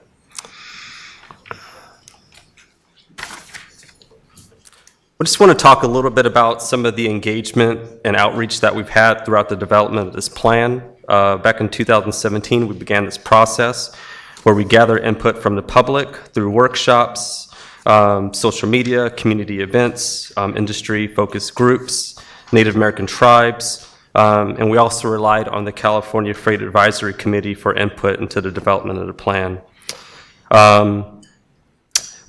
Since then, we've had 9 CFAC meetings. Between 2017 and 2019, we've conducted 6 industry focus groups throughout California where we talked about competitiveness, technologies, workforce development, sustainability, and also freight projects. We've had 4 Native American tribal listening sessions. We've held public workshops in Northern and Southern California where we've met with community members and talked to them about how they interact with freight, and also impacts of air and noise on freight on low-income communities. We've also attended farmers markets, community events, conferences such as Coal April Nights in Redding, Ciclavia in Wilmington, as well as the Portside Environmental Justice Steering Committee meeting in San Diego, where we got additional input from the public. We talked about technologies, workforce, environmental impacts, investments. We also did extensive digital outreach through Facebook where we gathered information specific to targeted groups in Northern California, San Francisco Bay Area, Central Valley, Southern California.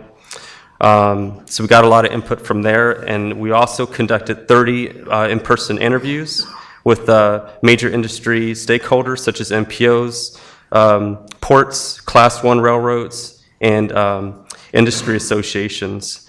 And we also conducted surveys that were targeted at stakeholder and public groups, where we've heard a lot of feedback from that. And so the results of this robust public outreach basically led to a lot of those comments being incorporated into the plan and the implementation strategies. And we are also coordinating with state agencies such as CalSTA, the California Transportation Commission staff, the Energy Commission, the Air Resources Board, the Governor's Office of Planning and Research, the Public Utilities Commission, as well as the Governor's Office of Business and Economic Development. So a lot of outreach in terms of us developing this plan. Now, I just want to lay out how the document will be structured. So based off of the federal requirements, stakeholder and public engagement and outreach efforts through various committees and state agencies, the plan includes detailed chapters that reflect the state's pressing freight and transportation and multimodal planning issues. Chapter 1 provides a vision across California as it relates to the California Transportation Plan 2050, which is currently in development, the Interregional Transportation Strategic Plan, the California Sustainable Freight Action Plan, and this section basically provides overarching guidance to enhance California's economy by promoting environmental sustainability, resiliency, multimodal transportation to rebuild California's critical infrastructure into a state of good repair. Chapter 2 provides a framework for sound policy decisions in relation to overall economy by developing a competitive freight industry for the 21st century. There's in-depth study on the freight labor workforce, key economic indicators, challenges to doing business in the state, as well as opportunities for a thriving freight industry. Chapter 3 examines and monitors freight performance by tracking and analyzing key assets, including state highways, intermodal connectors, truck parking facilities, border gateways, Native American road networks, bridges, and pavement conditions to improve the management and operations of the freight system. Chapter 4 looks at the current state and trends and the challenges that are facing the freight network and supply chain. Chapter 5 includes a discussion on public engagement and outreach that I briefly touched on. It also discusses what's needed to achieve the ambitious targets throughout the implementation of landmark legislation such as SB 375 and SB 743 with GHG and VMT reduction. And Chapter 6 brings it all together and includes elements from Chapters 1 through 5 and really gets more into the implementation, the investment strategies, and it focuses on 7 regions across the state to achieve multimodal system goals. And there are a set of appendices which allow the plan to be federally compliant. And so that includes a lot more technical information. I'm not going to go through these goals too much, but I think one important point to note here is that there is alignment in this plan with the California Sustainable Freight Action Plan principles.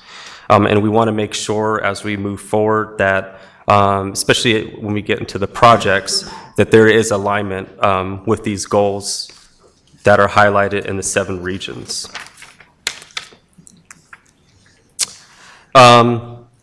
One of the visions for this document is for it to lay the groundwork in terms of what we want to move forward with as far as future investment. We've identified 4 state themes that aim to guide future freight investments that will move the state forward. We talk about sustainability and innovation. So these touch on intelligent freight transportation systems, renewable energy infrastructure, improving port access and reliability. And so if we can have more efficient ports, then that would lead to lower costs and time savings, and in return make California more competitive. We also talk about border efficiency, or maybe we can start looking at how we can add more throughput in terms of getting trucks between Mexico and California and making that more efficient. Maybe a reservation system dedicated for zero emission trucks. And then we also have inter and intrastate freight movement and resiliency, where we talk about critical freight infrastructure. We all know about how we have disruptive disasters throughout the state, wildfires, mudslides, flooding. All these things impact our ability to move freight, and we want to make sure that we have a resilient system and projects that protect our assets. In January 2019, we talked to CFACT and got a call for projects out with the MPOs and their member jurisdictions. So this resulted in approximately 1,248 projects. Caltrans worked with CFACT and the investment subcommittee to develop a methodology to articulate the state's highest priorities. As a result, we developed 7 regional investment strategies to reflect the unique characteristics of California's regions and specific to their freight needs. The freight investment strategy list was selected and validated by the regions in cooperation with Caltrans. And that resulted in about 363 projects with a strong nexus to freight that can be construction ready within a 5-year time frame, 2025. All of these projects were identified through a collaborative process. The remainder of these projects that fall outside of the 5-year horizon will be reviewed and reconciled by Caltrans in partnership with the regions to ensure that there's accuracy with the list and there's alignment with the plan. The list of projects include a combination of highways, ports and border projects, interchanges, rail crossings, and various rail projects.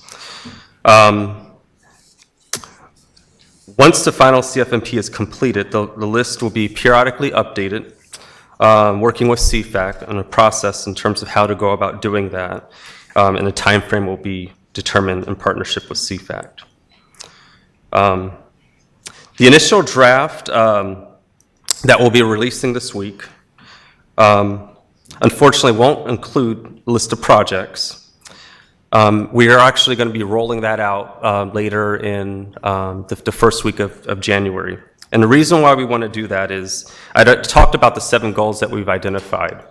And we want to make sure that we're having a conversation with the regions and CFAC to make sure that we are identifying the projects and making sure that they're aligned with the region, with the 7 goals. And we want to make sure that we have enough time to have that type of conversation. Right now, when you look at the list of projects, I would say in terms of the 4 priorities that I just talked about, innovation, sustainability, the resiliency of the system, port and borders, that the list doesn't necessarily reflect completely those top priorities. And so we want to make sure that we have enough time to circle back around with the regions so we're in agreement in terms of these projects. And then we're going to have a CFAC meeting scheduled the first week or 2 in January, where we want to have this discussion with them just to make sure that we're all in alignment. And then at that point, we'll go ahead and release the list of projects. But we just want to make sure that we have that robust discussion and not be too premature in terms of rolling that out as part of what we're going to be providing this week. When you look in the short term, a lot of these projects have been in the works for many years, and each project within its own merits are very important and have a lot of importance to freight. But we want to make sure that the next set of projects that we're starting to see really reflect the direction that we want to move in as a state. So as an example, isn't there opportunity to look at more clean truck corridors, marine highways? So we talk about this idea of mode shift, and we've talked about ideas in terms of how to move goods along waterways between ports and terminals, along the Pacific coast, as well as inland ports. This may reduce the VMT. We also want to make sure that we are looking at port infrastructure and equipment and deploying zero emission or near zero emission vehicles, cargo handling equipment and infrastructure that help meet the state's needs and the port emission reduction goals. We also want to ensure that we're looking at truck parking infrastructure, so looking at making sure that we're installing charging infrastructure that reduces the need for trucks to idle. And that will certainly help with our greenhouse gas targets. And also lastly, the ITS and software solutions. A lot of this infrastructure is very costly, and ITS is one way to make it much more cost effective to get a much more benefit to cost ratio. And so we want to make sure that we're working with our partners to identify those opportunities.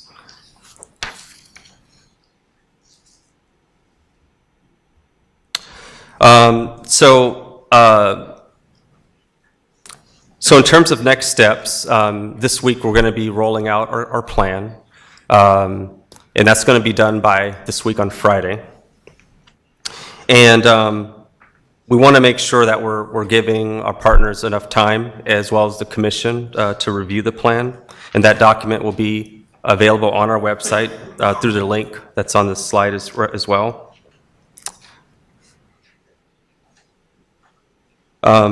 So I know in your printed copies, you have down there the 4th as far as when we release the plan. So that's actually going to be by the 6th of this week. And we're going to have that plan go out for review and have a discussion at CFAC, where we'll be able to have an in-depth discussion on the list of projects. By the end of the month, we hope to come back to the commission to hear what comments you may have about the plan. And then we'll be working towards finalizing that plan by mid-March in time for the CTC meeting. And then we'll be publishing that plan and submitting it to the legislature and other state agencies.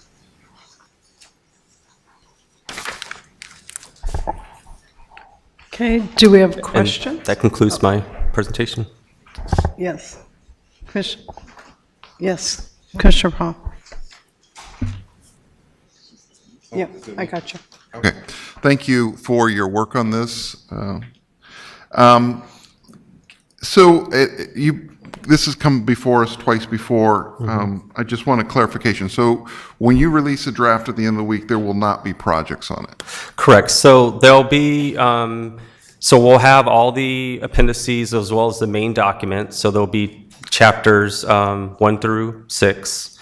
And there won't be any list of projects in that, but it will be a follow-up. So once we do release it, then the full document will be updated with the list of projects. So do you intend to have a financially constrained list at the time this comes before us the next, in January?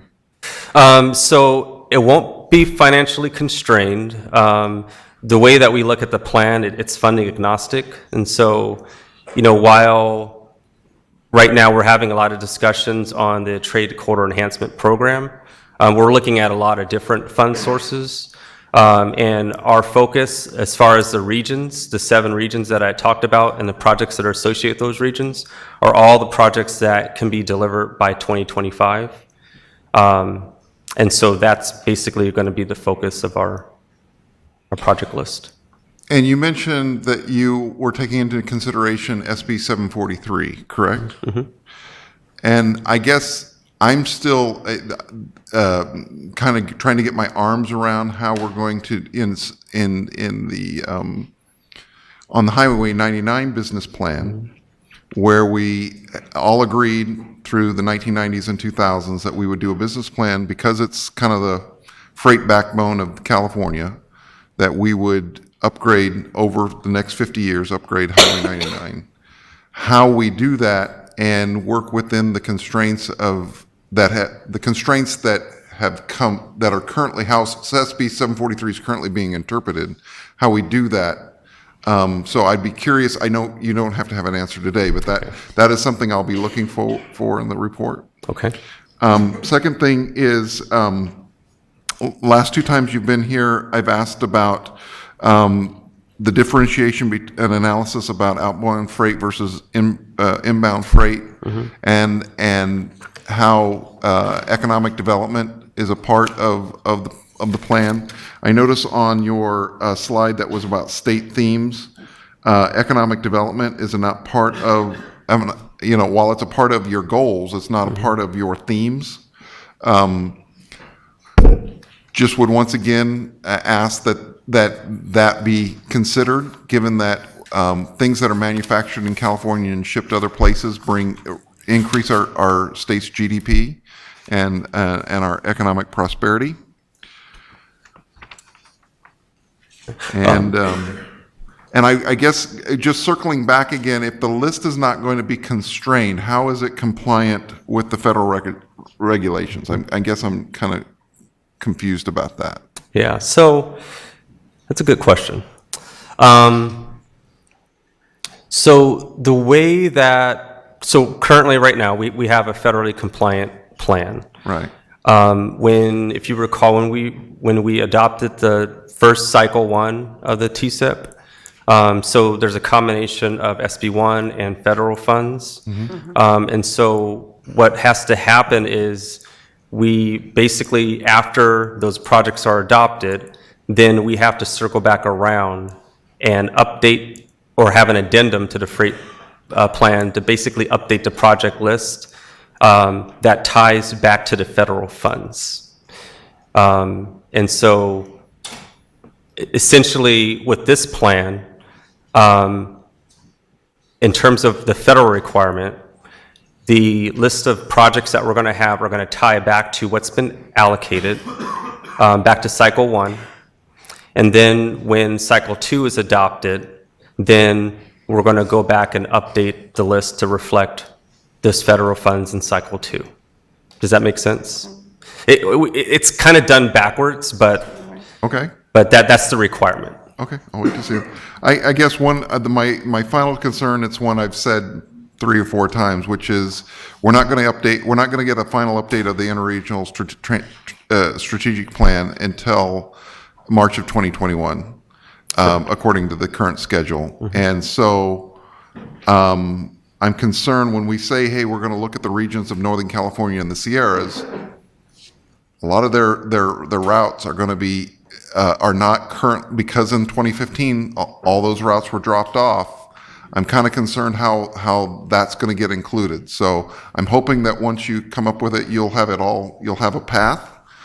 So I'll be looking for a path. Okay, I appreciate that. And just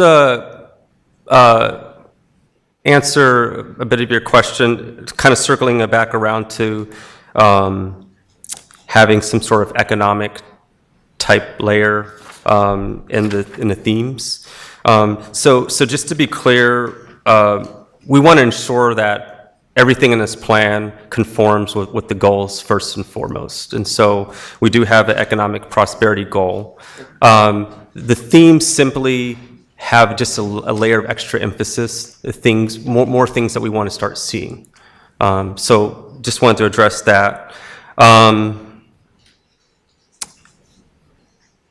I'll leave it at that. Okay, well, thank you very much. Okay, thank you, appreciate it. Okay, I know Commissioner Kehoe and then Commissioner Norton. There we go. Thank you for the presentation. Appreciate You've been here since the beginning of today's meeting, right? I have. How does my situation with the train tracks on the Del Mar Bluffs in San Diego County fit in with the Division of Transportation Planning and your multimodal programs? What can you do to help?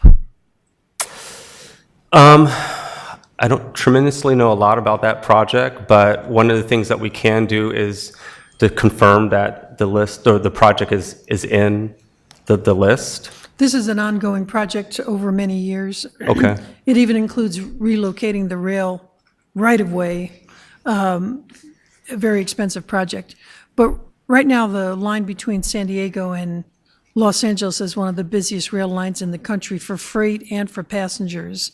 So if we're looking at sustainability, since it's already there, I think many San Diegans and other people would like to see it sustained. And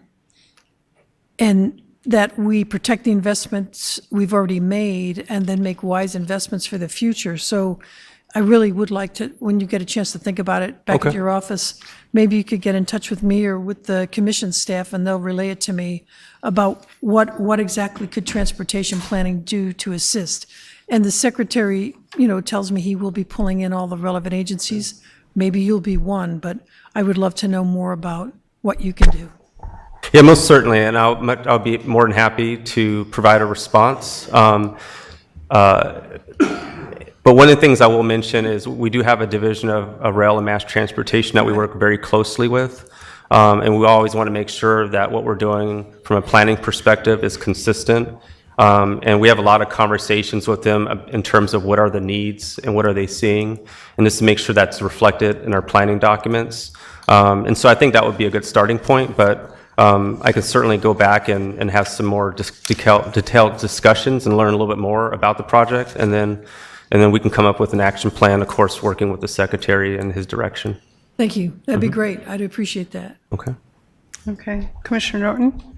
Yes, I wanted to follow up on Paul's statement about the economic prosperity, and I wanted to add another point to that because I do think it maybe needs to resonate more in the themes as well. Okay. And that is for self-help counties that have sales tax as part of the basis by which they fund all types of transportation, that a good freight plan actually has a way of funding every other type of mobility.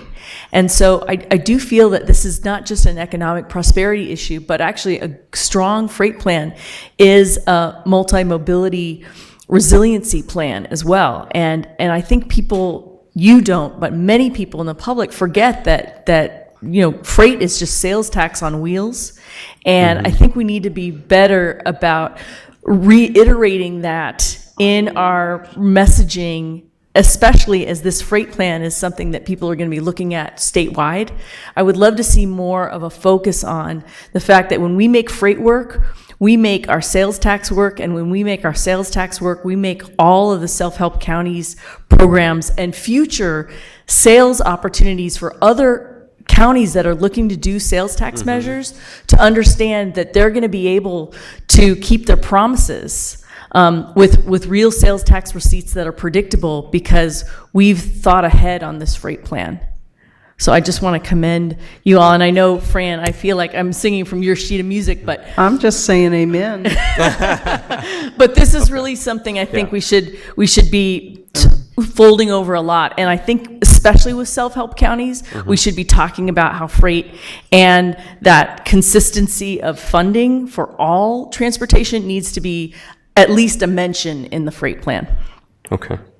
Thank you, Chair. Okay, and Marlon, just on the fiscally constrained, if we can have a sidebar later and circle our heads, because it's really my understanding that we need to have an approved freight plan to get federal dollars. And technically, with our Lowenthal bill, or our plan expires, I think, the end of this year, because we're supposed to turn another one in.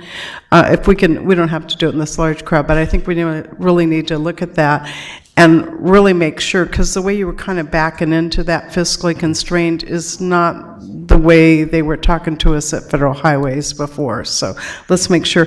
A quick question I have for you, though, is a lot of our regions have spent a lot of time and resources doing goods movement plans, and I didn't hear you mention those in your description of how this all rolls up, and we at the state do a good job of being a good partner in the system of systems. So hopefully we've considered all of those, and we just didn't call those out specifically, but I know Kern County has done one recently, Alameda County, MTC, goods movement work is always being done at Metro, so I do want to make sure that that work gets included and we don't start some new program. And there was very little mention of our class ones. We talked a little bit about the port, but we really are all codependent in this multimodal. So I think we clearly have to recognize where we are with our class ones, what improvements are coming or not going to come, or what's happening. Clearly we know precision scheduling railroading is a game changer. And so I think there's some more things. And then finally, the last mile. For so many of our regions are struggling right now with this tsunami of e-commerce and the last mile. And I think specifically in our freight plan, are we going to leave that and just recognize it and say someone else, or are we going to hit it head on and try to figure out part of our solution? I don't have the answers, but I know that it's changing exponentially. Who knows how many packages moved on Cyber Monday and Black Friday. But anyway, no more questions. We'll try to move on. Oh, wait, yes, Paul. So when we were at the summit on the summit, I believe you were there, on the 580 summit. Were you at that? I was not there. Oh, okay. So there was a lot of discussion because of all the goods coming in from Port of Oakland, heading over to the logistics areas there in the Tracy Triangle. This notion of economic spoilage, that now these days a shipping container for hair dryers can economically spoil within 15 days. That's how just-in-time delivery things are. And so the notions of marine highways, while they sound great, it was discussed that they're just not working because basically it's a boom situation. You got to get them off the ship, you got to break them up, you got to get them out, and then within 7 days they're on the store shelves. And that's how the current logistics model work. Is that speed and how logistics has evolved? Is that factoring in? Is your committee kind of considering those things? Yes, so we actually are developing a feasibility study that's looking at the marine highways. And so I think those are things that would be considered. Remember we did it in the Port of Stockton and it didn't work out so great. Yeah. And because the users said, I can't do that because we're on such a tight schedule. And that was brought up, as we're looking for solutions on the 580 corridor, we're looking at what can we do. That point was driven home by Prologis of, hey, we're on very tight timelines on our freight these days, different than it was even 10 years ago. Okay. Okay, guys. Commissioner Alvarado put the time up in front of me he changed my screen to remind me. So anyway, thank you, Marlon. Thank you for the opportunity. And, we'll look forward to seeing that draft. Okay, now we're going to move on quickly to item 19 and the simple topic of the safe vehicle rule. Oh, no. Commissioner, tab Hostile 19 work environment. is an informational update on the federal SAFE rule. This rule was finalized last week and will affect California's ability to address a broad range of issues from reducing automotive-related environmental impacts to potentially delaying critical transportation projects. The commissioners have received regular updates from Tanisha Taylor from CalCog at prior commission meetings. However, given that the rule has been finalized, staff thought it was necessary to ask both FHWA and Caltrans to provide their perspectives. We have three presenters for very short presentations on this particular agenda item. First, Vince Momano from FHWA, then Tanisha Taylor from CalCog, and definitely we need to have Marlon from Caltrans as well. Okay, Vince, do you want to just read it to us, please? Very short? I don't, very short. What the heck's this very short stuff? All right, so there was a safe rule. Safe, that's a bit.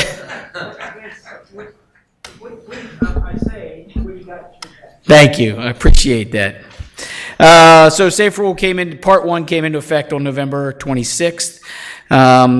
So very quickly, I want to congratulate and applaud the effort that went in prior to November 26th.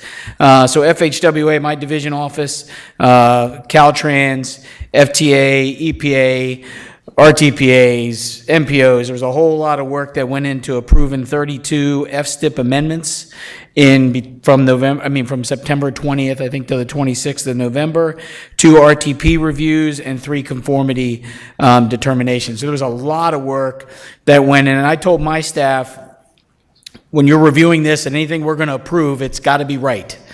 We're not going to accelerate it and sign it because we needed to get it done. So we accelerated it.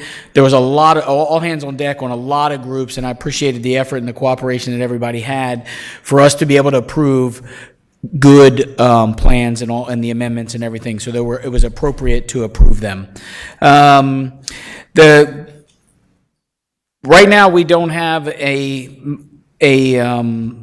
conformity model that has the new standards in effect in it, right? So what I've heard is that California Air Resources Board has got a revision or something like that, and they're proposing that to EPA, and that's great. That's the type of stuff we're looking for some movement. But I think I need to make it very clear to everybody that until the Environmental Protection Agency, EPA, the federal EPA, tells me that this conformity model is approved, then I don't have one. So it's EPA that tells me that it's approved. I don't do that approval. FTA doesn't. The Federal Transit Administration doesn't do that approval. We don't do that approval of the model. And so that's an important piece of information that everybody needs to understand. So right now, today, everybody's plans are up. We're good. What we need, if somebody wants to do a FSTIP amendment that would require air conformity analysis, we can't amend any of these plans because we don't have a model that can give us that answer. If it's an exempt, if you want to amend it for an exempt project, something that's exempt, then we can move forward with that. So that's probably the biggest thing. I don't know if there's any, I have a bunch of little things I can talk about, but that's our big thing. We're waiting on direction from EPA on how they're going to handle MFAC 14 and 17. We have 2 models that we're using here in California for grandfathering reasons. One region is using the 14 model. So both of those have been getting approved simultaneously. Every time the 17 gets approved, 14, you always hear 14 and 17 models. So we right now do not have a model that has the new standards because Part 1 removed the California waiver, and that was what the MFAC 14 and 17 were using, was that the standard that was in the California waiver, and right now we don't have a model that is approved that includes the new standard. And you have no idea when you'll get one? Correct. I don't know that answer. So that's coming from EPA. The EPA is the one who will have that call on that. What if we need to get a like a permit from one of your counterparts? What happens? Do they have that same rule? So it would depend on a project, whether it's in a plan. So if you need a permit for a project that's already an approved plan, then you're good. Then they're going to be able to move forward with they should be able to move forward with everything. Anything that plan was approved prior to. So right, Okay. correct. They should be able to do that. That'd be their call, but I'd be surprised if we wouldn't be able to move forward with anything that's already approved. Thank you. Okay, thank I you think for that's- accelerating your Did I work hit on those everything others. that I need? Okay, good. Okay, here's someone we'd like to call Miss Sunshine, but I don't know. I am sunshine compared to him. So thank you for the opportunity. Thanks for coming, Tanisha. Thank you for the opportunity to testify before you today. Clearly, the regions have concerns. We've just heard from FHWA that we don't have a model to move forward certain types of projects, and that's going to create some issues for us. We are working through those things you've heard Vince talk about, and I'd like to congratulate and thank Vince and his staff because they really did work some miracles, including updating plans in 2 days and when it usually takes 60 days. So I want to thank Vince, especially Tasha Clemens and Antonio Johnson and their staff from Federal Highways for moving those things forward. That was not a small effort, and we do appreciate it. Although the regions have processed those amendments, we're still anticipating impacts. There are projects that are environmental that require conformity determinations. There are projects moving forward through the process that require conformity determinations. And as Vince has indicated, there's a question about how that conformity determination will be completed and how FHWA can approve those conformity determinations absent a model that reflects the safe rule. So how we do that, we need to work in coordination.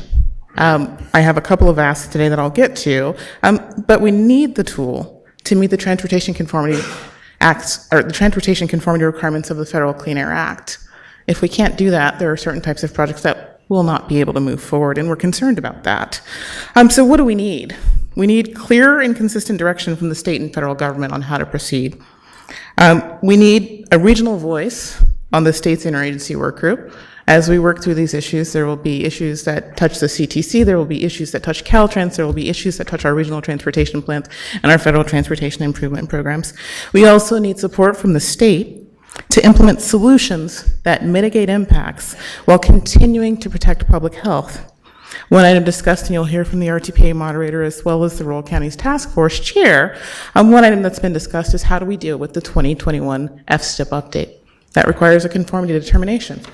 If we're at a point where we're updating that document, maybe we need to talk about how we can mitigate those impacts, and that may be a legislative solution, it may be a policy solution or a process solution, but we need to start having those conversations so that we are ready at that time to move the process forward. So in closing, I look forward to participating in future discussions on the safe vehicle rule. We're clearly going to talk about this for some time to come, especially with an unknown of what EPA will do or how they will move forward on the model. And then to remind everybody, we're talking about Safe Rule Part 1. We do anticipate Safe Rule Part 2, and we'll have to assess the impacts of that portion of the rule when it comes. But we need to keep working together. And again, I continue to encourage us, and thanks to Susan and her leadership and her staff, to work together as partners. Thank you. Any questions for Tanisha? Yes, Commissioner Dunn. My only, I guess, question is this is really, with 23 states involved, this is really now a litigation strategy as opposed to a process strategy? I mean, I know we've got a, is it on? Are you on? Okay. I can hear you. I'm wondering if there's a way we might get a litigation update on what's happening with that at some point. I mean, I think that is at the end of the day, don't we need? We're going to need some kind of injunctive relief in order to move forward, unless EPA local and EPA headquarters are aligned and we can move forward. Something. Yeah, and I can't speak to the litigation strategy. I'm not privy. I'm not expecting you to. I do agree that we do need to understand what all of the different pieces moving forward mean. Right. Because they all have different implications to how we deliver our projects in the future. Right. And they're entirely too many unknowns in this discussion, and the more we can clarify where those unknowns are, the more we can identify risk and be able to mitigate that risk, the better off we will be in moving this process forward. Great, thank you. Yes, Commissioner Ron. Tanisha? Sorry, I keep running away too fast. I sense in your body language and tone that you know there's a sense of urgency in this situation. And what actions are the state agencies, or can the state agencies do, that would better assist the regions in addressing the possible impacts? I think one of them is open and clear communications. There are a lot of agencies in this sandbox. We have CARB, we have CALSTA, we have Caltrans, as well as all of the MPO regions in 8 rural counties. We all need to be talking. We have FHWA and EPA. All of these agencies need to have the same basic understanding of the rule. I'm not certain that across all of those agencies, we all have the same understanding of the rule or the same understanding of the impacts moving forward, and we need to change that very quickly. Okay. Sorry. We're all in the same room sometimes, and yet we still can't have good communication. Okay, I'm frustrated. So what can the commission do specifically to help this? We want to be help in this, and so what specifically do you want this commission to do? And maybe I'll defer to Susan. It looks like Susan may have some comments. Yeah, commissioners, want to let you know that I've had a conversation with, CalCog, Tanisha, and Bill Higgins, as well as some of the MPO executive directors, and we talked about the need for some workshops to bring everyone together to have conversations. But before we do that, we had an agreement on that call that we really need to get answers. We need to lay out all of our questions and have a path, a framework of our recommended answers to those questions before we just start a huge public workshop. So we are in the process as commission staff, along with our partner agencies, as well as the regional agencies, and right now just working through CalCog with respect to the MPO side of things on what are those questions, what's the path forward, and that would include Caltrans staff and other state agencies. What I would want to say with respect to the litigation, that's an extremely important factor in all this. But from the commission staff perspective, we have immediate concerns with respect to project delivery. And, Tanisha, or I'm sorry. But I think what we, with respect to the FSTIP and other kind of immediate actions that could really impact our partner agencies' ability to deliver projects, including Caltrans, we want to get those questions laid out and answers to those questions and a path forward on what we need as quickly as possible. So I want to just assure you that commission staff is working with Tanisha and all the other partners here. And as soon as we can convene some broader workshops, we will do that. Okay. Thank you, Susan. I have a question for you. So what happens, SCAG right now is doing their RTP. So what model do they use? Or is Comey just sitting on the beach till we figure this out? That is a question right now, based on what Ben says, that we don't have an answer to, and that's why what Susan has just articulated is we need to outline those processes. We need to figure out what the solutions to those challenges are. There is the potential that EPA, FHWA, and California Air Resources Board reach consensus on what to do with the impact model before we get to the SCAG plan update. I can't say whether that's going to happen or not because Vince has indicated they don't know, but we're certainly pushing on them to move faster rather than slower in this case so that we can mitigate the impacts as much as we can, because the longer this goes on, the bigger the snowball becomes. Well, they're running their models, some model right now, so, it seems to me that they're kind of stalled. That's a question, yes. That's a good question. Okay, good. Well, we have some more public comments, so I think we still have Caltrans who can speak to. Oh, I'm sorry, Caltrans, sorry. I'm getting pressure over here on the time. Hello again. So I wanted to just talk about some of the things that the state is doing in terms of coordinating communication. We held a statewide call on the SAFE rule on November the 20th, where we provided an overview of the SAFE rule impacts to agencies as well as the state's response, our coordination efforts, and we also discussed conformity impacts of the SAFE rule. There was actually around 140 folks on the call that were representative of MPOs, RTPAs, Caltrans districts, local agencies, as well as self-help counties, and we also appreciate commission staff calling into the meeting as well. As Vince mentioned, CARB on November the 20th, they announced that they do have develop adjustment factors for their NFAC 14 and 17 models. And that was posted to their website on the 20th of November. And it accounts for the impacts of the SAFE Rule Part 1. And state and federal agencies are in the process of working together to determine the process moving forward. Also, CalSTA talked about coordination at the state level. So we're in the process of setting up one-on-one meetings with regional agencies that are impacted by the rule. So we want to make sure that we're discussing those short and long-term issues. And we're also in the process of developing frequently asked questions. There are some questions that we can answer, but there are many that we don't have the answers to. And until we get this issue with the conformity piece answered, a lot of those questions are going to be unanswered. But what we committed to doing is, from a state perspective, as we learn more about how to answer these questions, we're going to be continuously posting that to our website. So we're in the process of developing our version 1 of the FAQs, and hopefully we'll see if we can get something out by the end of next week. We're still sort of tightening that up and finalizing it. But I think that's an important development, and we'll be sure to work with the commission staff to make sure that we're answering all the right questions. And we have been getting a lot of questions from agencies across the state, and we've been keeping track of those.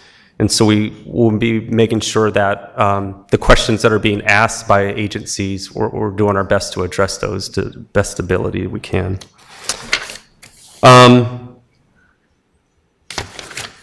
A lot of stuff that I was going to mention, Vince talked about, so thank you, Vince. I appreciate it.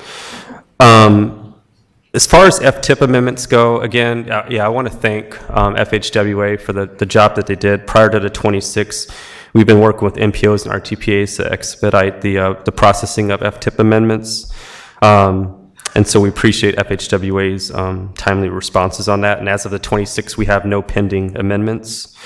Also, and when it comes to allocating and programming requests, the department will be working with regional and local agencies to ensure that the submittals are compliant with SAFE requirements. But until we have more of that direction, as we've been talking about, we really can't speak to the specifics of that. But we will be, help facilitating that check as requests come into Caltrans. And so that's something else that we'll be working on as well. So I think that's all I have. Any questions? Secretary Kim. I just want to underscore Marlon's point that we have been engaged. And I've mentioned this in previous forums, that we have already established an internal working group consisting of CalSTA, Caltrans, Governor's Office, and CARB. We've done one-on-one consultations with the most early impacted MPOs like SACOG and SANDAG. That will continue. And so there is a lot of engagement going on.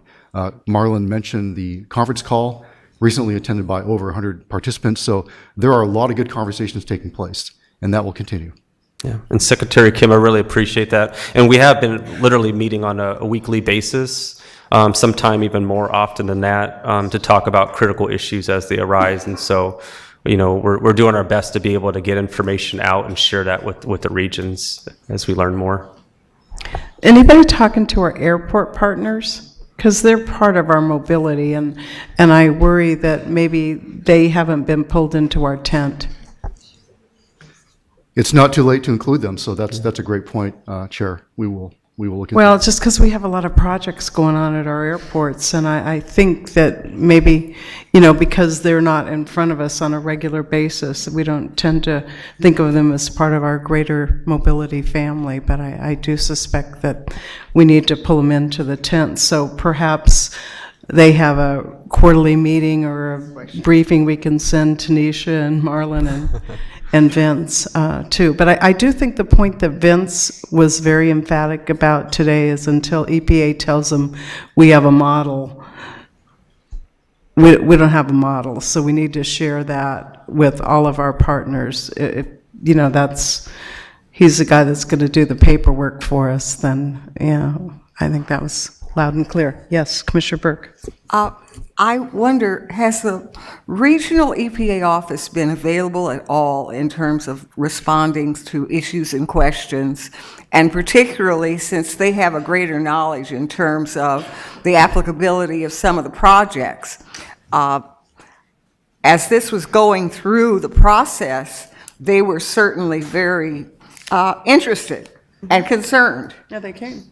Yes, they did. So the regional, that's why I wanted to point out at the beginning of this, that all those approvals that I talked about that we got done in that timely manner, the EPA Region 9 office was part of that. They are a part of that approval process, and so they were lockstep with the whole team here with Caltrans and the locals to deliver those projects, to get them done prior to that November 26th day. So the EPA Region 9 office was very cooperative and has been. I'm glad to hear that. Okay, I do have, okay. I was just going to say one more. Chairman, I really do appreciate your comment about the airports. One of the things with this process is, as we've been learning more, we're starting to learn who needs to actually be involved. And so we've been making those adjustments along the way. And we'll certainly, start bringing them into the process as well, working with our Division of Aeronautics.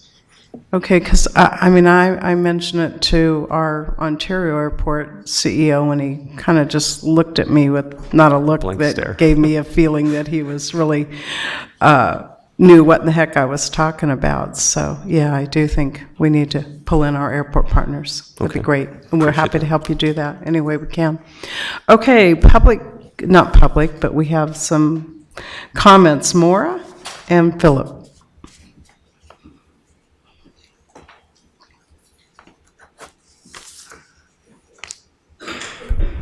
Thank you, Chair Inman. Mara Toomey, the Association of Monterey Bay Area Governments and the Rural Counties Task Force. I wanted to comment that the rural counties are concerned about the continuing confusion regarding the implementation of the SAFE rule, including the potential impacts on the FTIP. And we hope that the state and federal agencies can provide clear, consistent direction in the near future. In addition, the rural counties request that the regions be a member of the multi-agency working group in order to partner on solutions and strategies that work for all agencies at the state, federal, and local level. Thank you. Thank you. Any questions for Maura? Okay, Philip.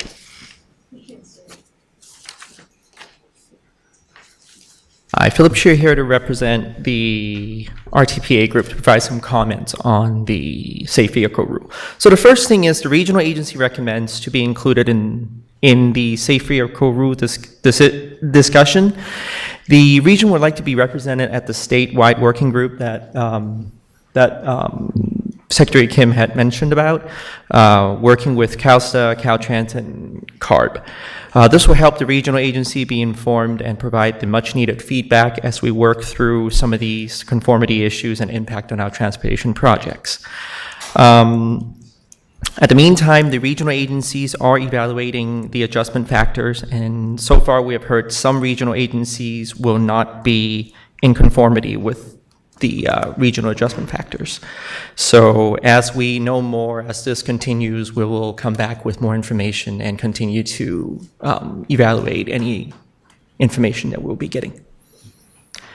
So. Thank you. Do we have any questions for Philip? Thank you. Thank you very much. Okay, I think we're ready to move on if there's no more discussion of the... Yes, Commissioner Kehoe. Madam Chair, I listen to our staff, our safe updates and the material every time. And at the end of the discussion, I am no clearer on what the next moves are or the likelihood of a resolution. And I think it goes back to the idea that it takes two willing partners to make an agreement.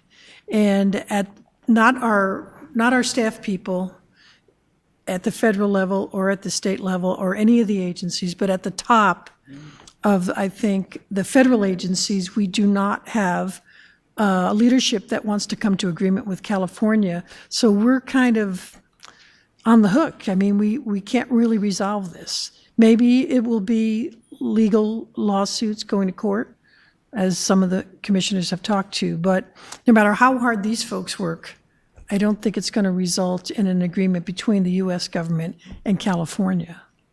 My personal opinion. Well, but I do think we added some value to get that work done in advance of November 26th. So I think that was helpful. But I totally agree. And, when you have the likes of Tanisha, who's probably our go-to expert in terms of the air quality modeling, there's the more you know you don't know in terms of the questions, and I don't see us, because we're kind of in uncharted waters, and I don't think we've done this before, so we're going to have to work our way through. But on behalf of our greater transportation family, anything we can do collectively to bolster everybody up to avoid any impact or minimize any impacts or any delays, I mean, I think that's what we're all trying to work hard. I don't know what else we could do. I don't think we'll solve the greater American debate going on right now. So we'll leave that for others. No, that's good. That's good. Okay, now we are going to, I think we're going to take a bio break. Does everybody agree with that? Is that good? Let's take a 5 to 7 minute bio break.